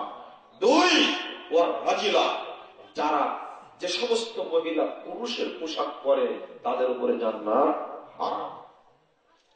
এখন তো নারী পুরুষ চিনাই যায় না, চলে না আপনার যশোরে নিউ মার্কেটে গিয়ে দেখবেন যে নারী কোনটা পুরুষ কোনটা চিনা আপনার মুশকিল আছে। 3, ওয়াল আকু, যার পিতা মাতার অবাধ্য তাদের উপরে জান্নাত হারাম। 4, ওয়াদ দায়ুস আল্লাযী ইকুরু ফি আহলিল খাবাস। আমি আগে একটা কথা বললাম না, যদি স্ত্রী সহ আপনি খুতবা শুনতে যান, আজকে যদি আলোচনা শুনতে আসতেন স্ত্রী সহ, একটা কাজ হতো। খুতবার পরে বাড়িতে গেছেন, যাওয়ার পরে দেখছেন যে যেহেতু ফ্রি দিন, ছুটির দিন, আপনি বাড়িতে আছেন, ঠিক আসর পর পরে, আসর থেকে মাগরিবের মাঝখানে কিন্তু জুমার দিন দোয়া কবুল হয়। এটা কি জানেন? এই ইবলিশ শয়তানরা, বিধর্মীরা এই দিন এই সময়টাকে ওরা চয়েস করে নিয়েছে, মুসলমানরা যেন এই সময় ব্যস্ত থাকে। আল্লাহ নবী বলছেন যে আসর থেকে মাগরিবের মাঝখানে যে সময়টুকু অল্প সময়, এই সময়ের মধ্যে শুক্রবারে দোয়া কবুল হয়।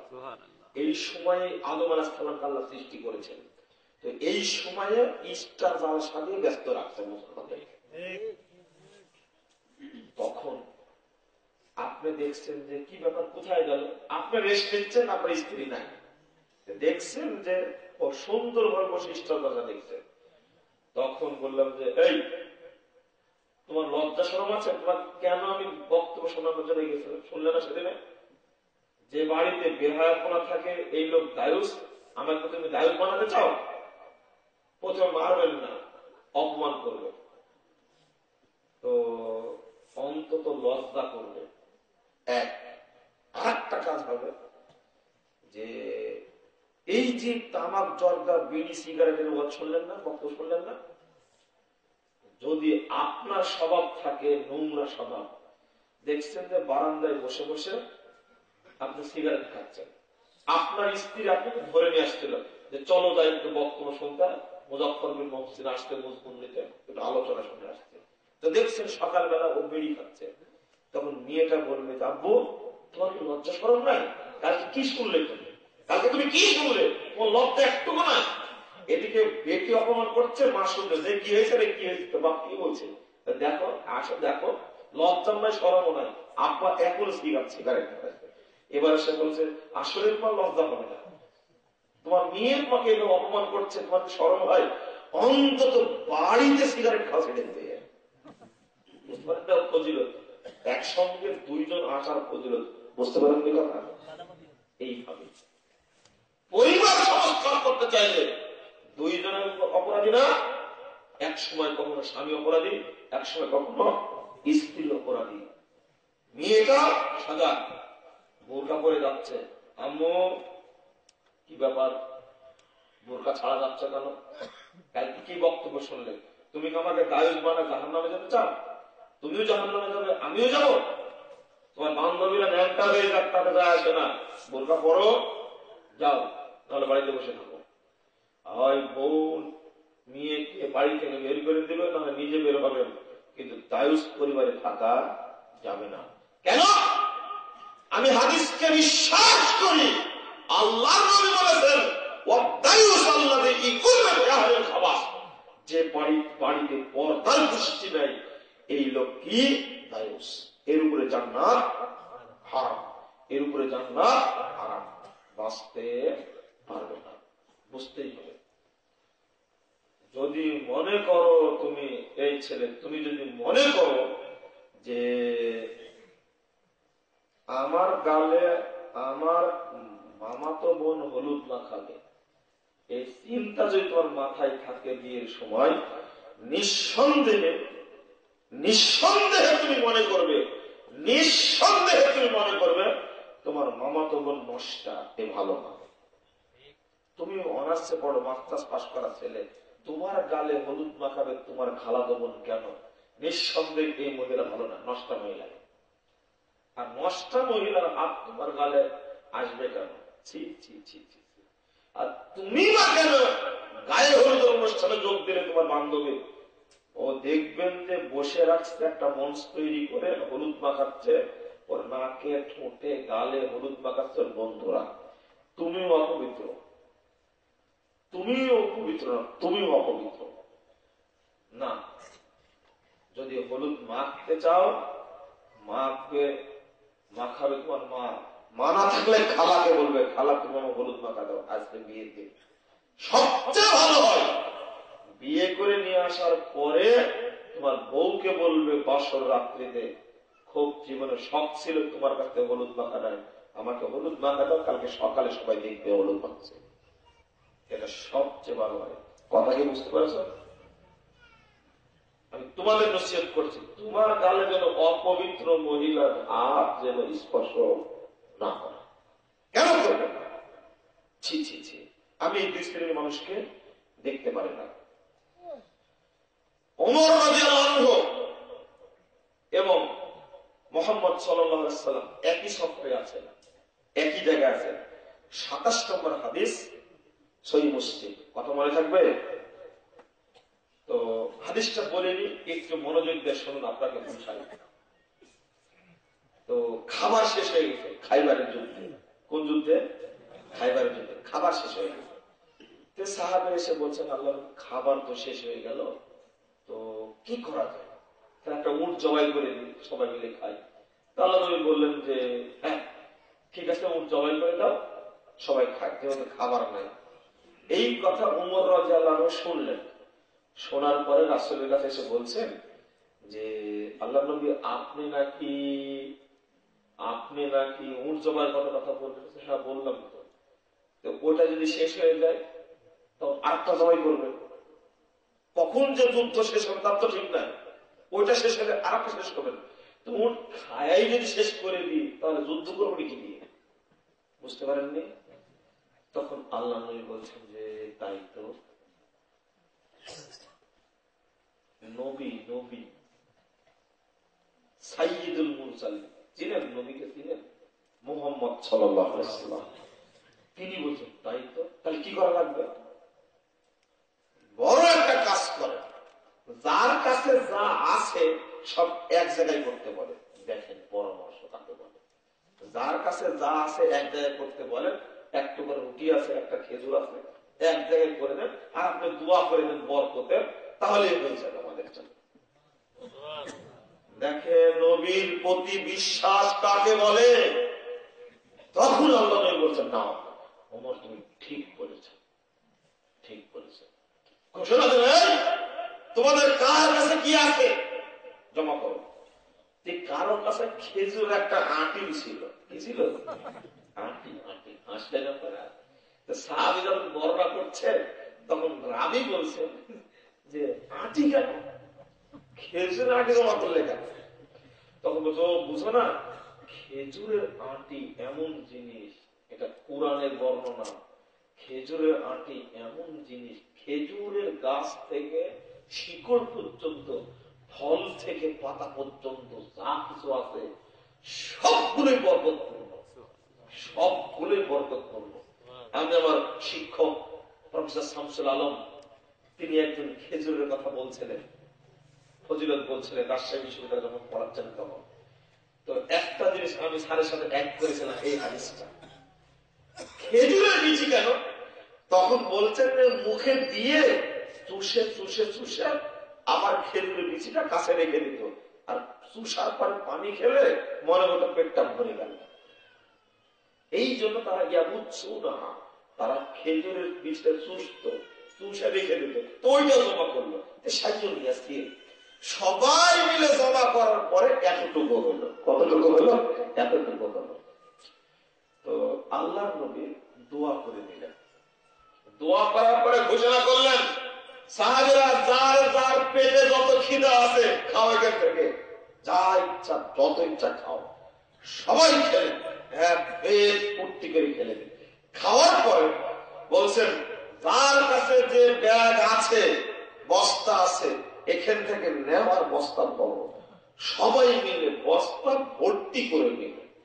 ওমর রাদিয়াল্লাহু আনহু বলছেন এবার উদাম করে দেখছে যতটুকু রাখছিল অতটুকুই আছে। এবার আল্লাহ নবী বলছেন দেখেন আমি কিন্তু ঘটনা বর্ণনা করতে আসিনি, কেন বলতে আসছি। এবার আল্লাহ নবী বলছেন মান শাহিদা আল্লাহ ইলাহা ইল্লাল্লাহ ওয়া আন্নী রাসূলুল্লাহ গায়রু শাক্কিন দাখালাল জান্নাহ। শোনো সাহাবীরা, এই দেখেন ঈমানের স্বাদ পেয়ে গেছেন আল্লাহ নবী। এইটা দেখার পরে খাবার নাই কিছু নাই, আরে সবাই খেয়ে পেট ভর্তি করে নিল, পেট বুকটা যা আছে সব ভর্তি করে নিল, এরপরে অতটুকুই থেকে গেল। এবার আল্লাহ নবী বলছেন যে ব্যক্তি বলবে আল্লাহ ছাড়া প্রকৃত কোনো মাবুদ নেই, আমি মুহাম্মদ তার রাসূল, নিঃশব্দে বলবে। এই জন্য কথা বললাম, ঈমান নির্দ্বিধায় বলবে, নিঃসন্দেহে বলবে। যে ব্যক্তি বলবে দাখালাল জান্নাহ, সে ব্যক্তি কোথায় যাবে? জান্নাতে চলে যাবে। আমি ঈমানের স্বচ্ছতা বুঝাতে পারিনি আপনাদেরকে, বুঝাতে পেরেছি? আচ্ছা, শেষ উদাহরণ এ ব্যাপারে বলবো। আপনার ঈমান প্রথমত দাবি করছি যে বিশ্বাস করেন এই বিশ্বাসে ঈমান টিকবে না। এক, আল্লাহ সম্পর্কে বিশ্বাস করেন, কি বলেন তো দেখে? আল্লাহ সব জায়গায় আছে, তাই না? মৌলানা আব্দুর রউফ ছিলেন একজন খুলনার মানুষ, নাম শুনেছেন? খুব আল্লাহ তাকে জান্নাতবাসী করুন, বড় মুনাফিক। হুজুরেরা তাকে ঠকানোর জন্য বাড়িতে গেছে একজন ওসিকে নিয়ে। আমার আব্বা গল্প করেছেন। সে যখন নিয়ে আসলো তখন আব্দুর রউফ সাহেব বসে আছেন, হুজুরেরা বসে আছে। তখন প্রথম প্রশ্ন করেছেন যে আপনি বলেন যে আল্লাহ নাকি সপ্তম আসমানের উপর, ইনারা বলছেন সব জায়গায়। ওসি সাহেবকে বলে জিজ্ঞেস করেন যে ওনারা সব জায়গায় আছে, তার দলিল কি? তো আব্দুর রউফ সাহেব বললেন সব জায়গায় আছেন এইটা আগে প্রমাণ হোক, তারপরে দলিল নেই। সব জায়গায় আছে এটা প্রমাণ হোক। তো প্রশ্ন করছেন যে আপনি যে জায়গায় বসে আছেন,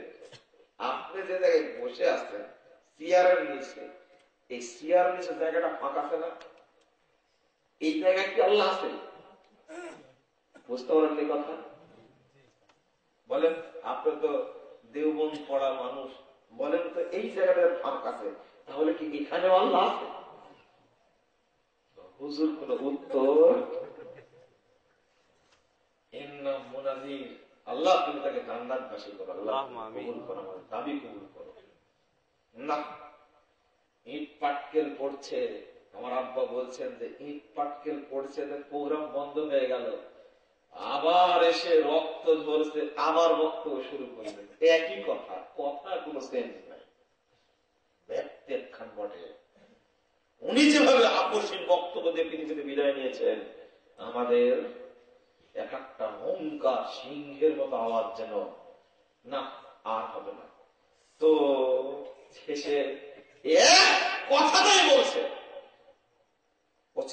ডিসি সাহেব বলছেন যে আপনি উত্তর দেন না, এটা সহজ উত্তর তো। আপনি যে নিচে আপনার নিচের জায়গাটুকু, এখানে কি আল্লাহ আছে? আপনি যে বললেন সব জায়গায় আল্লাহ আছে, এই উত্তর দিতে পারছেন না। হুজুর চুপ, এক প্রশ্নের বিষয় শেষ। বিশ্বাস বলছেন আপনি এই লোকটার সাথে বাস করতে আসছেন, এতজন লোক কেন একটা প্রশ্ন উত্তর দিতে পারলেন না? আপনারাই বলছেন আল্লাহ সর্বত্র বিরাজমান। দ্বিতীয় প্রশ্ন করছেন কি জানেন? যে আল্লাহ নিরাকার, নিরাকার দেখা যায় না, নিরাকার হলো কি দেখা যায় না। তখন আব্দুর রউফ সাহেব বলছেন আপনি বলেন তো আবু হানিফা রাহিমাহুল্লাহ আল্লাহকে 99 বার স্বপ্ন দেখেছেন, ঘটনা ঠিক না ঠিক? হুজুর চুপ, বুঝেননি কথা আপনারা? আল্লাহ তাকে কি বুদ্ধি দিয়েছেন! আরে আমরা তো অনেক অনেক দলিল আদিল্লা এটা দিয়ে বোঝানোর পরে না বুঝ দিব, এক বাক্যে কথা। তখন বিশ্বাস বলছেন নিরাকারী যদি হয় আবু হানিফা 99 বার স্বপ্ন দেখলেন কি? তখন ডিসি সাহেবকে বলছেন যে ডিসি সাহেব আপনি বিচারক, উত্তর তো আপনার কাছে যায়নি, আপনি চুপ করে বসে থাকেন, হুজুরি উত্তর দিক। আবু হানিফা যদি স্বপ্নে দেখে আল্লাহ, আরে স্বপ্নে যদি দেখে 99 বার, তাও কতবার? 99 বার। বলেন আপনি আবু হানিফা দেখছেন কিনা? যদি দেখার কথা বলেন তাহলে তো আল্লাহ আকার আছে, আর যদি বলেন যে দেখেননি তাহলে আবু হানিফার মর্যাদা নষ্ট হয়ে যাবে। কি করবে এবার? কোন উত্তর নেই। জানেন পড়াশোনা কিছু জানেন? পড়াশোনা কিছু জানেন? কেন আসছেন? আমার আব্বা বলেন যে এই যে লোকগুলিকে অপমান অপদস্থ করে বের করে দিল, ডিসি সাহেব বলছেন আপনার বাড়ি কোথায়? আমার বাড়ি দক্ষিণবঙ্গের খুলনা জেলা। আপনি খুলনা থেকে এসে এইভাবে আলেমদেরকে, এই এলাকার আলেমদেরকে বের করে দিলেন। এই এলাকার কেন, পৃথিবীর যে কোনো জায়গা থেকে আসলে আল্লাহর মর্যাদাকে নষ্ট করলে সাইজ করে দেব। এর নাম আমি আব্দুর রব সাহেবের কথা ভুলতে পারি না। তার বইগুলো পড়ার এক একটা ভাষা বললে তেজি আলাদা, তেজি আলাদা। আপনার ইমান নাই। দুই, নবীকে মনে করেন আপনি কি নূরের তৈরি। আস্তাগফিরুল্লাহ, নাউযুবিল্লাহ, নাউযুবিল্লাহ। আচ্ছা, এতক্ষণ বুঝে কি মনে হলো নবী নূরের তৈরি? আচ্ছা, সফটওয়্যার বুঝেন কি আপনারা? যারা সফটওয়্যার বুঝেন, মুরব্বীরা বুঝেন, যারা এই আধুনিক ছেলেমেয়েরা সফটওয়্যার বুঝে, যারা নূরের তৈরি ওদেরকে সফটওয়্যার দেওয়া আছে, হ্যাঁ, এরা সফটওয়্যারের বাইরে কোনো কিছু করতে পারে না। তারা কারা? ফেরেশতা। বুঝতে পারেন না? ওর যা দেওয়া আছে ওর মধ্যে, এর বাহিরে কিছু ওরা বলতে পারবে না। তো নবী মোহাম্মদ, ফেরেশতাদের ভুল হয় বলেন তো? একটা প্রমাণ দেন তো ফেরেশতার ভুল হয়? আরে ভুল তো হবেই না, ওই ভুল হওয়ার কোনো অপশনই নাই ওর মধ্যে। তো নবীর যে ভুল হয়েছে, এটা নবীর মাটির তৈরি ভুল হয়েছে। আচ্ছা, জিবরিল আমিনের কয়টা বাচ্চা বলেন তো দেখি? একটাও না। মিকাইলের একটাও না। কোন ফেরেশতার বাচ্চা কাচ্চা নাই? আমার নবীর বাচ্চা কাচ্চা ছিল না? নাই? ছিল না? ছিল। বউ বাচ্চা ছিল না? ছিল। তো যদি নবী মোহাম্মদ সাল্লাল্লাহু আলাইহি সাল্লামের বাচ্চা কাচ্চা থাকে, নূরের তৈরি কেমনে হলো? আর একটা বিষয়, আমি প্রথম ইমানের দুইটা জিনিস ধরেছি, বুঝতে পারেন কথা?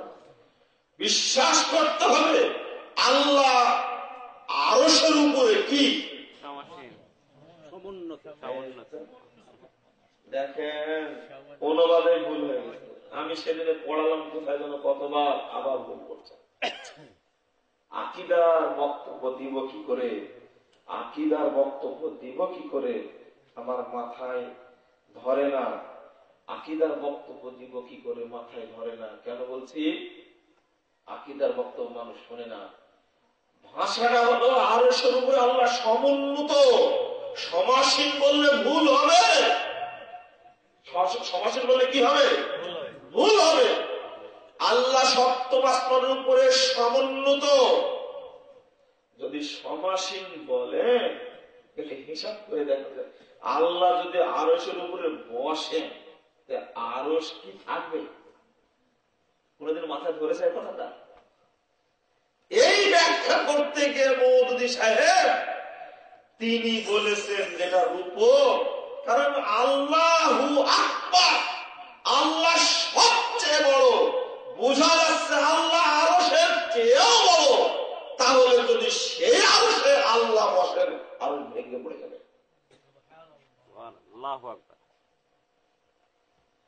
মওদুদী সাহেবের জন্য বলছেন না, আরশের উপরে বসে আছে, এটা তো রূপক অর্থে।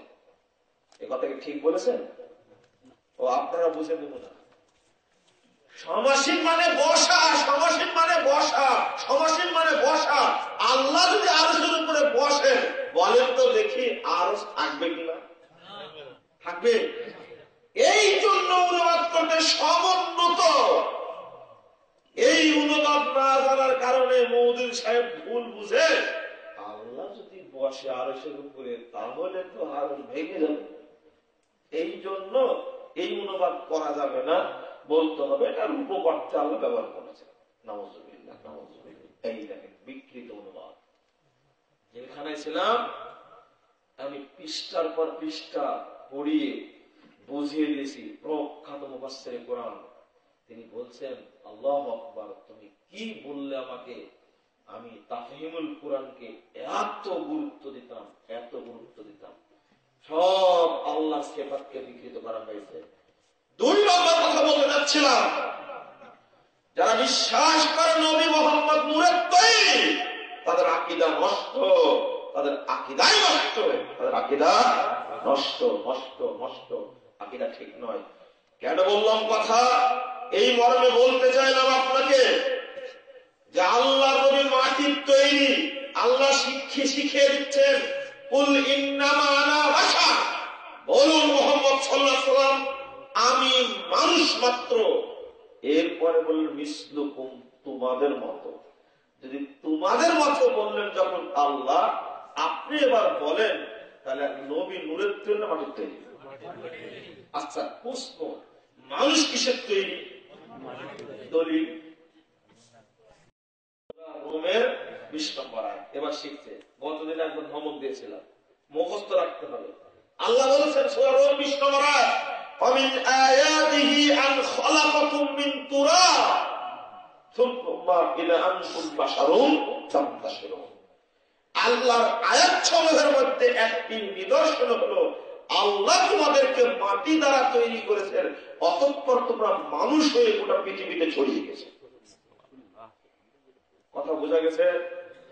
তাহলে আল্লাহ বলছেন তোমাদেরকে আমি তৈরি করেছি কি দ্বারা? মাটি দ্বারা। আদম আলাইহিস সালাম। এবার শুনুন হাদিস শুনুন, এবার হাদিস শুনুন।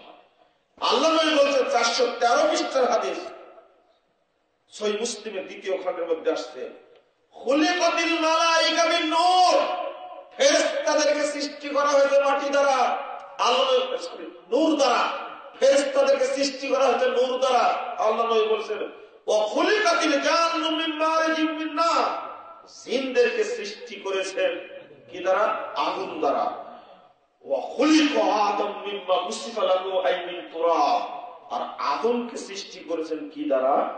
মাটি দ্বারা। তো নবী মুহাম্মদ সাল্লাল্লাহু আলাইহি ওয়াসাল্লাম কিসের তৈরি? মাটির তৈরি। নবী আদমের বাচ্চা না? আল্লাহর নবী মুহাম্মদ সাল্লাল্লাহু আলাইহি ওয়াসাল্লাম নিজেই পরিচয় নিজেই দিচ্ছেন। 3 জাতি 3 জিনিস দ্বারা তৈরি, তারা 3 জাতি। ফেরেশতারা কি দ্বারা? আর জিনরা, মানুষ। আল্লাহ নবী মানুষ ছিলেন। তো আপনি যদি অপব্যাখ্যা করতে চান তাহলে তো ভুল হবে। অপব্যাখ্যাটা কি? একটা জাল হাদিস আছে, আউয়ালু মা খালাকাল্লাহু নূরি, আল্লাহ সর্বপ্রথম সৃষ্টি করেছেন আমার নূরকে। কথা শুনেননি আপনারা? এক।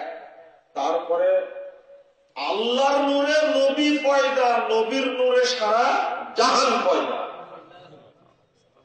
এক।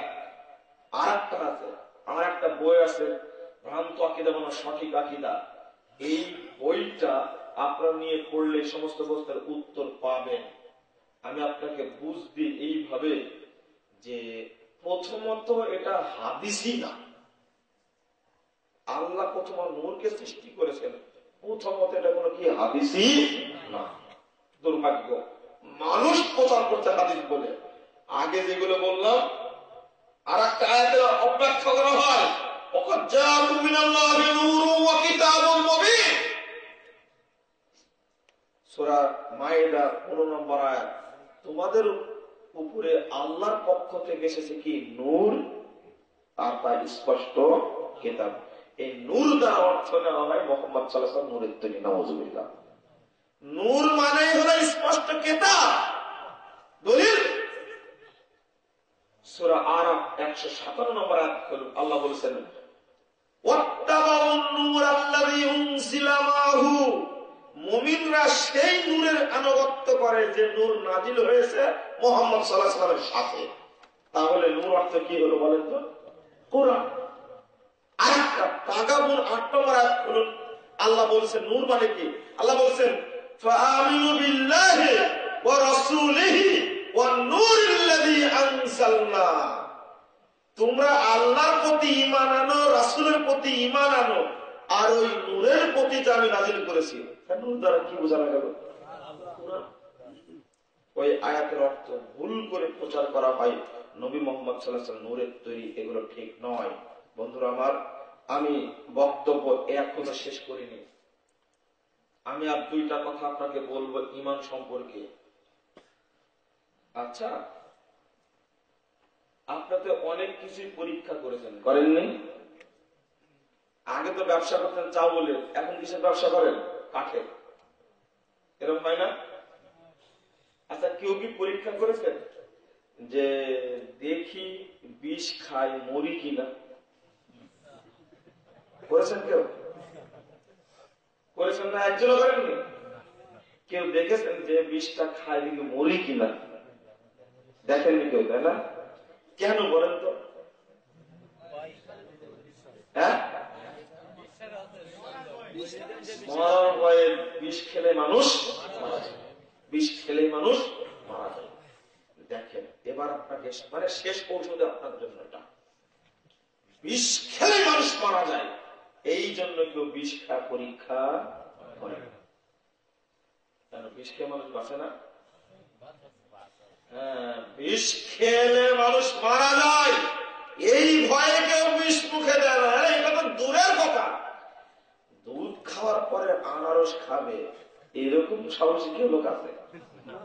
হ্যাঁ, আনারস খেলে খাওয়ার পরে দুধ খেলে খাবে এরকম কেউ খেয়েছে?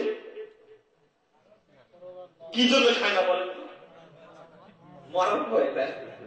আচ্ছা, আপনি বলেন তো, এই এলাকায় একজন লোক মারা গেছে, আপনি আপনার বাপকে জিজ্ঞেস করেন কবর থেকে তুলে যে বাপ তোমার যুগে কেউ কি আনারস খায় দুধ খাওয়ার পর মরেছে কিনা? ও বলতে পারবে না। ও, আনারস খেয়ে দুধ খেলে মানুষ মারা যাবে এই ভয়ে, কোন প্রমাণ নাই, এই ভয়ে আপনারা কেউ খান না, এই ভয়ে খান না। ইমানটা বোঝাই কি করে আপনাকে? বিষ খেলে মানুষ মারা যায় এই কথা ঠিক, তবে অনেক মানুষ বেঁচেও যায়, এটাও ঠিক। ওই যে একটা মহিলা বিষ খেয়েছিল আপনার পাড়া, তোকে গু গোবর খাওয়ায় মাথা রাখতেন না, কোনো বিষ খাওয়া মরতে চেয়েছিল, ওই একটা গোবর খাওয়ায় নাকি যেন শুনেছি। আমি দেখেছি এক মহিলাকে পাইপ দিয়ে গোবর খাওয়াতে দেখছিলাম নিজে, তাই বলছি। ও এরপরও বেঁচে ছিল অনেকদিন। তাহলে বিষ খেলে মারা যাবে কে বলেছে? খালিদ বিন ওয়ালিদ নামে লোক ছিল একটা, নাই? খালিদ বিন ওয়ালিদ কাফের সেনাপতিকে গ্রেফতার করেছে, করার পরে তার কাছে পাওয়া গেছে একটা ছোট্ট শিশি, এই শিশির মধ্যে পাওয়া গেছে খুব পাওয়ারফুল বিষ। তো জিজ্ঞেস করছে যে, খালিদ বিন ওয়ালিদ জিজ্ঞেস করছেন তোমার কাছে এটা কেন? আমি গ্রেফতার হলে ওটা খেয়ে নেবো, মারা যাবো, ঝামেলা শেষ হয়ে যাবে। তখন খালিদ বিন ওয়ালিদ বলছেন যে ব্যাকুল কোথাকার, বিষ খেলে মানুষ মরে? এরপরে তিনি খুলে নিজেই খেয়ে ফেললেন, দেখো মানুষ মরে। তখন কাফের সেনাপতি ঘোষণা দেয়, বলছে এই শোনো আমার সৈন্যরা, তোমরা যদি মরা পর্যন্ত এদের সাথে যুদ্ধ করো, এদের মধ্যে এমন ঈমান আলা মানুষ আছে, এদের সাথে তুমি মরা পর্যন্ত যুদ্ধ করে যুদ্ধ জিততে পারবা না, অতএব পরাজয় করো। কথা বুঝেননি? এর নাম হলো ঈমান। আরে বিষ খেলে মানুষ নাও মরতে পারে। আমি যে কোরআন সুন্নাহর কথা বললাম, এটার প্রতি বিশ্বাস কেমন হওয়া লাগবে বলেন তো দেখি। আমি বুঝাতে পারি বিষ খাওয়ার মতো, তার চেয়ে বেশি যা বলা আছে তাই বলবে। কাপড় নিচে যারা কাপড় পরেন, জাহান্নামে একবার সাক্ষাৎ হবে, জাহান্নামের সাথে আপনার সাক্ষাৎ হবে, এতে কোনো সন্দেহ নেই। নবী বলেছেন। বিশ্বাস কি হলো? বিশ্বাস হলো? বিশ্বাস হলো। আমি বন্ধুরা আমার অনেক আলোচনা করেছি, এত আলোচনা করতে চাচ্ছিলাম না, তবে আপনাদের প্রথম উপদেশ দেই, আকীদাটা শুদ্ধ করেন। দ্বিতীয় উপদেশ দিই, আপনারা সালাদটাকে শুদ্ধ করার চেষ্টা করুন। হ্যাঁ, সালাদটাকে শুদ্ধ করার চেষ্টা করুন। দেখেন, নবীর সালাতের সাথে আমাদের সালাতের কোনো সম্পর্ক নাই। দেখবেন, একটু একটু দেখবেন না, অল্প একটা বলবো, যে সালাত আদায় করি আমরা, এই সালাতের সাথে নবীর সালাতের কোন সম্পর্ক নেই। বললেই তো রেগে যাবেন আপনি, বললেই রেগে যাবেন আপনি। যে কাজগুলো সালাতের মধ্যে হয় তার দলিল নাই। এই জন্য জাল হাদিসের কবলে রাসূলুল্লাহ সালাত বইটি যখন মানুষের সামনে আমরা পেশ করলাম, টেকনাফ থেকে তেতুলিয়া পর্যন্ত আলেমরা বইটা নিয়ে টেবিল টেবিল ঘুরে বেড়াতে লাগলো, আর এতই মিথ্যাচার করতে লাগলো, করতেই আছে, মিথ্যাচার করতে আছে।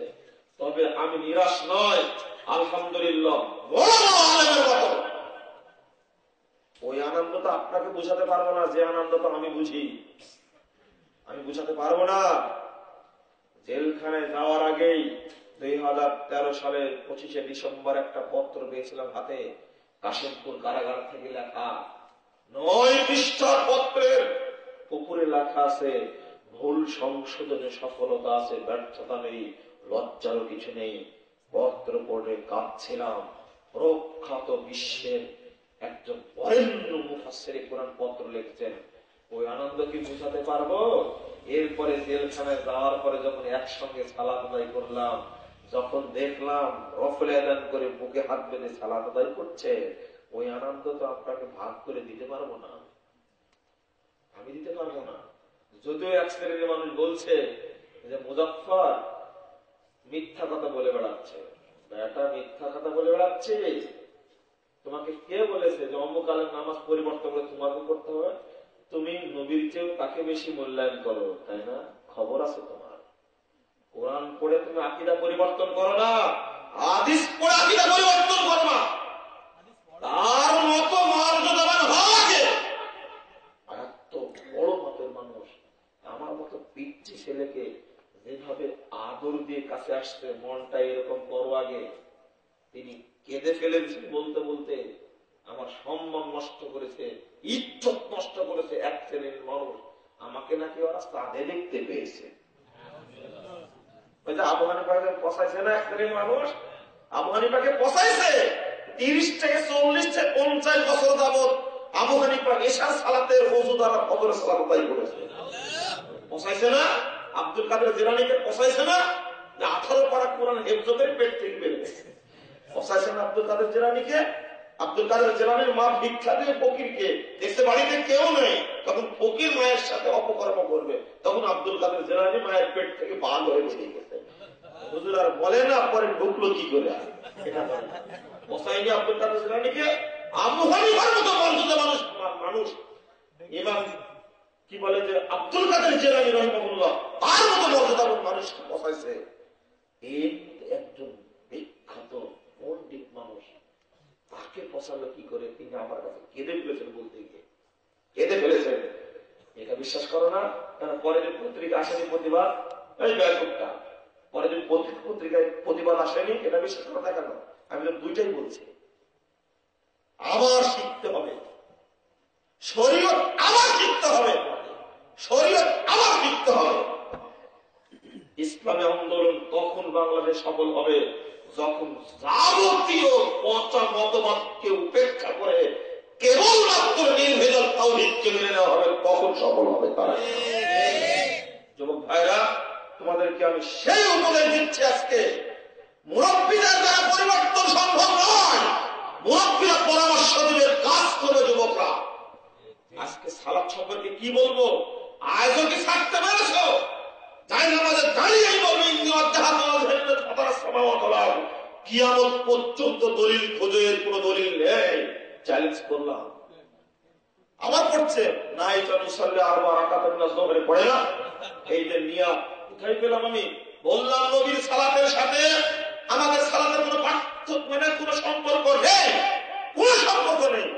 আল্লাহর নবী বলে দেন 631 নম্বর হাদিস, সাল্লু কামা রাআইতুমুনি উসাল্লি, তোমরা ওইভাবেই সালাত আদায় করো যেভাবে আমাকে সালাত আদায় করতে দেখছো। আপনার মধ্যে সব চেঞ্জ হয়ে গেছে, এখন আপনাকে দেখছি মসজিদে ঢুকে গিয়ে বসে পড়ে। কেন বসেন আপনার? আপনার লজ্জা হারায় গেল কি করে? আল্লাহর নবী কি বসার অনুমতি দিয়েছেন? 444 নম্বর হাদিস খুলুন সহিহ বুখারী, ইদা দাখালা আহাদুকুমুল মসজিদ ফালা ইয়াজলিস হাত্তা ইউসাল্লি রাকাতাইন। সহিহ বুখারী হাদিস। তোমাদের কেউ যখন মসজিদে ঢুকবে সেজন্য না বসে যতক্ষণ 2 রাকাত সালাত আদায় না করবে। কে বলেছেন এটা? আল্লাহ বলেছেন। ফজিলত নাই? আমি আজকে বক্তব্য দিলাম না তাই আমার বক্তব্যের শতামূলের উপরে নেটটাই শুনে নেবেন। ফজিলত নেই? বেলাল রাদিয়াল্লাহু আনহু আল্লাহ বলেছেন, তিরমিজি 2য় খণ্ডে 209 পৃষ্ঠা খুলুন। বেলাল, ঘটনা কি? মা দাখালতু জান্নাতা ইল্লা সামিতু খাশখাশাতা। যখনই আমি জান্নাতে ঢুকি তখনই দেখি আমার সামনে দেখুন খটখট হয়ে হেঁটে যাচ্ছে। ব্যাপারটা কি বেলাল বলো তো? তখন বেলাল বলেছেন, আমি যখন ওযু করি তখন 2 রাকাত সালাত আদায় করি, অথবা যখন আযান দেই তখন মসজিদে তাহিয়াতুল মসজিদ 2 রাকাত পড়ি, তখন ফালিল্লাহি আলাইয়া, হয়তো মনে হয় আমার মতো মানুষকে আল্লাহ এই জন্য একটা ফজিলত দিয়েছেন। তখন আল্লাহ বলেছেন, বেহিমা বেলাল থামো, এই 2 রাকাত সালাতই তোমাকে আমার সামনে দিয়ে জান্নাতে হাঁটার সুযোগ করে দিয়েছে। সালাতে যখন দাঁড়ান তখন আপনি আপনার পাশের মুসল্লি এইরকম ফাঁকা থাকে কেন? কেন ফাঁকা থাকে? কেন? হাদিসে নাই? ওই কথাটা ছুটে আসছি। ইমাম খুতবা দিচ্ছে মসজিদে, মেম্বারে দাঁড়িয়ে খুতবা দিচ্ছেন, আপনাকে মসজিদে গিয়ে সালাত পড়েই বসতে হবে। ইমাম সাহেব বলছেন বসেন, আমি খুতবা দিচ্ছি বসেন। মানে মানে মানে এই ইমামটা কি নবীর চেয়েও বড় খতিব? সহিহ মুসলিমের হাদিস, সহিহ বুখারীর হাদিস 287 পৃষ্ঠা প্রথম খণ্ড খুলুন। আল্লাহ নবী বলছেন, একজন সাহাবী এসে বসে পড়েছেন, এই আসল্লাইতা সালাত পড়েছো? না পড়ি। কম দাঁড়াও, সল্লি রাকাতাই 2 রাকাত পড়ো, ফাউজিজ সংক্ষেপ করো। এই দেখেন, নবী খুতবা দিলে সালাত পড়া যায়, আপনার ইমাম খুতবা দিলে সালাত পড়া যায় না। লালবাতি জানেনই আপনার, আমাকে বলতে হবে এটা? যারা এটা বেদাতি বাতি, এটা লালবাতি কে বলেছে? কে বললো এটা? সালাতের মধ্যে এইভাবে পায়ের সাথে পা, কাঁধের সাথে কাঁধ, এইভাবে হাঁটুর সাথে হাঁটু মিলিয়ে দাঁড়াতে হবে। আধা ফাঁক করে দাঁড়াবেন। দলিল পেলেন কোথায়? কিয়ামত পর্যন্ত গ্যারেন্টি দিলাম কোনদিন দলিল পাওয়া যাবে না। থাকলে তো নিয়ে আসুন তো আমার কাছে। কত চ্যালেঞ্জ করলাম, ইন্টারনেট মুফতি হয়ে খালি ফতোয়া দিচ্ছেন, চ্যালেঞ্জ করছেন। দলিল দেন না একটা, যে এই 4 হাত ফাঁক করে দাঁড়ানোর দলিল অমুককে তবে পাওয়া যাবে। দেখি আপনার মাজায় বল কত, দেখি পারেন কিনা। আর আমি বলছি দেখেন, তাবরানী আওসাত 5797 নম্বর হাদিস, আল্লাহ নবী বলেছেন, মান সাদ্দা ফুরজাতান ফি সাফিন, যে ব্যক্তি কাতারের মধ্যে দাঁড়ানোর সময় ফাঁক বন্ধ করে দাঁড়াবে, এইভাবে উভয়ের মাঝে কোনো ফাঁক থাকবে না, উভয়ের মাঝে কোনো ফাঁক থাকবে না। তো আল্লাহ নবী বলেছেন, যে ব্যক্তি ফাঁক বন্ধ করে দাঁড়াবে, রাফাল্লাহু লাহু দারাজা, আল্লাহ তার মর্যাদা বৃদ্ধি করে দিবেন, ওয়াকানাল্লাহু লাহু বাইতান ফিল জান্নাহ, এবং আল্লাহ তার জন্য জান্নাতে একটা ঘর দেবেন। সুবহানাল্লাহ। এই ফজিলত নাই? এই ফজিলত কে মানবে? এই ফজিলত কে মানবে? মানলেন না কেন? আপনি আপনার প্রতি প্রশ্ন আমার। তারাবি যখন 4 রাকাত হয়ে গেল তখন পড়লেন সুবহানাজিল মুলকি ওয়াল মালাকুতি ওয়াল কুদরাতি ওয়াল হাইবাতে, সেটা বলছেন ইয়া মুজিরু ইয়া মুজিরু ইয়া মুজিরু। দলিল কিয়ামত পর্যন্ত গ্যারান্টি দিলাম, দলিল খুঁজে বের করেন আগে, তারপরে কথা হবে। নাই, আল্লাহ নবী বলেছেন সালাম ফেরার পরে আল্লাহু আকবার, আস্তাগফিরুল্লাহ আস্তাগফিরুল্লাহ আস্তাগফিরুল্লাহ, আল্লাহুম্মা আনতাস সালাম ওয়া মিনকাস সালাম, তাবারাকতা ইয়া যাল জালালি ওয়াল ইকরাম পড়েছেন। আপনি এগুলো পড়েন কেন? পড়লেন ইফতার করার সময় গোটা দেশে যে দোয়া পড়া হয়, আল্লাহুম্মা সুমতু লাকা ওয়া তাওয়াক্কালতু আলা রিজকিকা ওয়া আখতারতু বিরহমাতিকা ইয়া আরহামার রাহিমিন। সময় দিলাম আপনার মরা পর্যন্ত, সময় দিলাম কিয়ামত পর্যন্ত, দলিল বের করেন কোথায় আছে। তবে একজন হানাফি বিদ্বান বলেছেন এটা মানুষের মুখে রচিত কোন দলিল। ধরুন 130 পৃষ্ঠা মিরকাতুল মাফাতির মধ্যে আসছে, মুল্লা আলী কারি হানাফি তিনি নিজেই লিখে গেছেন এই কথা। ইফতারের সময় শুধু পড়তে হবে বিসমিল্লাহ। কি পড়তে হবে? বিসমিল্লাহ। আল্লাহ আবু দাউদের 321 পৃষ্ঠার এই হাদিস জয়ীফ, এই হাদিস বলা যাবে না। অনুরূপ ভাবে সূরা হাশরের শেষের 3 আয়াত ফজর পরে পড়া যাবে না, মাগরিব পরে পড়া যাবে না। এই হাদিস জয়ীফ হাদিস, ইমাম তিরমিজি বলে গেছেন। আপনাকে অনুরোধ করব আপনি সূরা মুলক পড়েন। কি পড়বেন? সূরা মুলক পড়েন। কেন বললাম? 1400 নম্বর হাদিস, আপনি প্রতিদিন সূরা মুলক পড়বেন। আল্লাহ নবী বলেছেন ইয়াশফাউ লিসাহিবিহা হাত্তা ইউগফারা লাহ। জাহান্নাম ওয়াজিব হয়ে গেছে, জাহান্নাম ওয়াজিব হয়ে গেছে, জাহান্নাম ওয়াজিব হয়ে জাহান্নামে যাচ্ছে। ঠিক সূরা মুলক গিয়ে ইয়াশফাউ লিসাহিব আল্লাহকে বলবেন, আল্লাহ তুমি একে জাহান্নামে দিও না, আল্লাহ আল্লাহ তুমি জাহান্নামে দিও না। আল্লাহর পিছনে লেগেই থাকবে সূরা মুলক। যতক্ষণ আল্লাহ ক্ষমা না করবে ততক্ষণ লেগে থাকবে। 10,547 নম্বর হাদিস, নাসাই কুবরা। আল্লাহ নবী বলছেন সূরা মুলকের আরেকটা নাম আছে। কি নাম জানেন? সূরাতুল মানিয়া। কি সূরা? সূরাতুল মানিয়া, আযাবের ফেরেশতাকে প্রতিরোধকারী সূরা। আল্লাহু আকবার। যে ব্যক্তি সূরা মুলক পড়ে যাবে ওর কবরে আসবে, ওর কবরে আসবে আযাবের ফেরেশতা, হাতুড়ি নিয়ে আসবে। বুঝতে পারছেন? হাতুড়ি নিয়ে আসবে। হাতুড়ি নিয়ে আসবে যখন, তখন বলবে এই আমি এখানে আছি, এই কবরে ঢোকার তোর কিয়ামত পর্যন্ত চান্স নাই, যা। মানিয়া প্রতিরোধ করবে, যেটা এখানে ঢোকার সুযোগ নাই। ফেরেশতার মর্যাদা বেশি না কালামুল্লাহর মর্যাদা বেশি? কালামুল্লাহ। ফেরেশতা ঢোকার সুযোগ পাবে। আমার নবী বলেছেন যে ব্যক্তি সূরা মুলক পড়বেন তার কবরে কিয়ামত পর্যন্ত আযাবের ফেরেশতা ঢুকতে পারবে না। সূরা মুলক পড়েন। তবে বাংলা উচ্চারণ করে কোরআন পড়া হারাম, আরবিতেই পড়তে হবে। পড়তে আপনি জানেন না, আজকে আপনি পড়া শিখুন। একজন বাচ্চা ছেলেকে ডেকে নিয়ে, বুড়ো হয়ে গেছেন তো, পড়তে পারেন না। আমি যেভাবে পড়ছি না, ফালাম তাকতুলুহুম ওয়ালাকিন্নাল্লাহা কাতালাহুম ওয়ামা রামাইতা ইয রামাইতা ওয়ালাকিন্নাল্লাহা রামা ওয়ালিয়ুবলিয়াল মুমিনিনা মিনহু বালাগান হাসানা ইন্নাল্লাহা সামিউন আলিম যালিকুম আন্নাল্লাহা মুহিনুন কাইদিল কাফিরিন। জোরে পড়লাম না? আমি পড়তে পারেন না এইভাবে। আপনি পড়লেন, কোরআন পড়া শিখবেন তাই পড়ছেন। আলিফ জবর আ, বা জবর বা, তা জবর তা, তা জবর সা বলছেন না এইভাবে। উদ্দেশ্য কি? কোরআন পড়বেন। আপনি এইভাবে পড়তে পড়তে, কায়দা পড়তে পড়তে মারা যান না, ডবল নেকি পাবেন। আমি যেভাবে পড়লাম ডবল নেকি পাবেন। সহিহ বুখারীর হাদিস এটা। আপনি বাংলা উচ্চারণ করে কোরআন পড়বেন না, খবরদার, হারাম।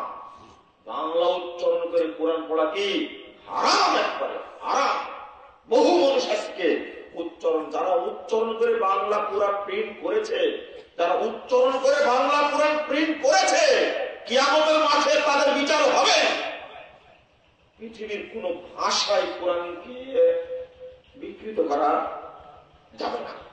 আল্লাহ রাব্বুল আলামিন আমাদের সকলকে বিশুদ্ধ আকীদা পোষণ করার তৌফিক দান করুন। আল্লাহ আমিন। আল্লাহ আমাদের সালাতকে সংশোধন করে নেওয়ার তৌফিক দান করুন। আমিন। আল্লাহ তুমি আমাদের যুবক ভাইদেরকে কোরআন সুন্নাহ ভিত্তিক আমল করার তৌফিক দান করো। আমিন। জাযাকুমুল্লাহ খাইরান। আমি একটা প্রশ্নের উত্তর দিয়ে আমি বিদায় নিচ্ছি।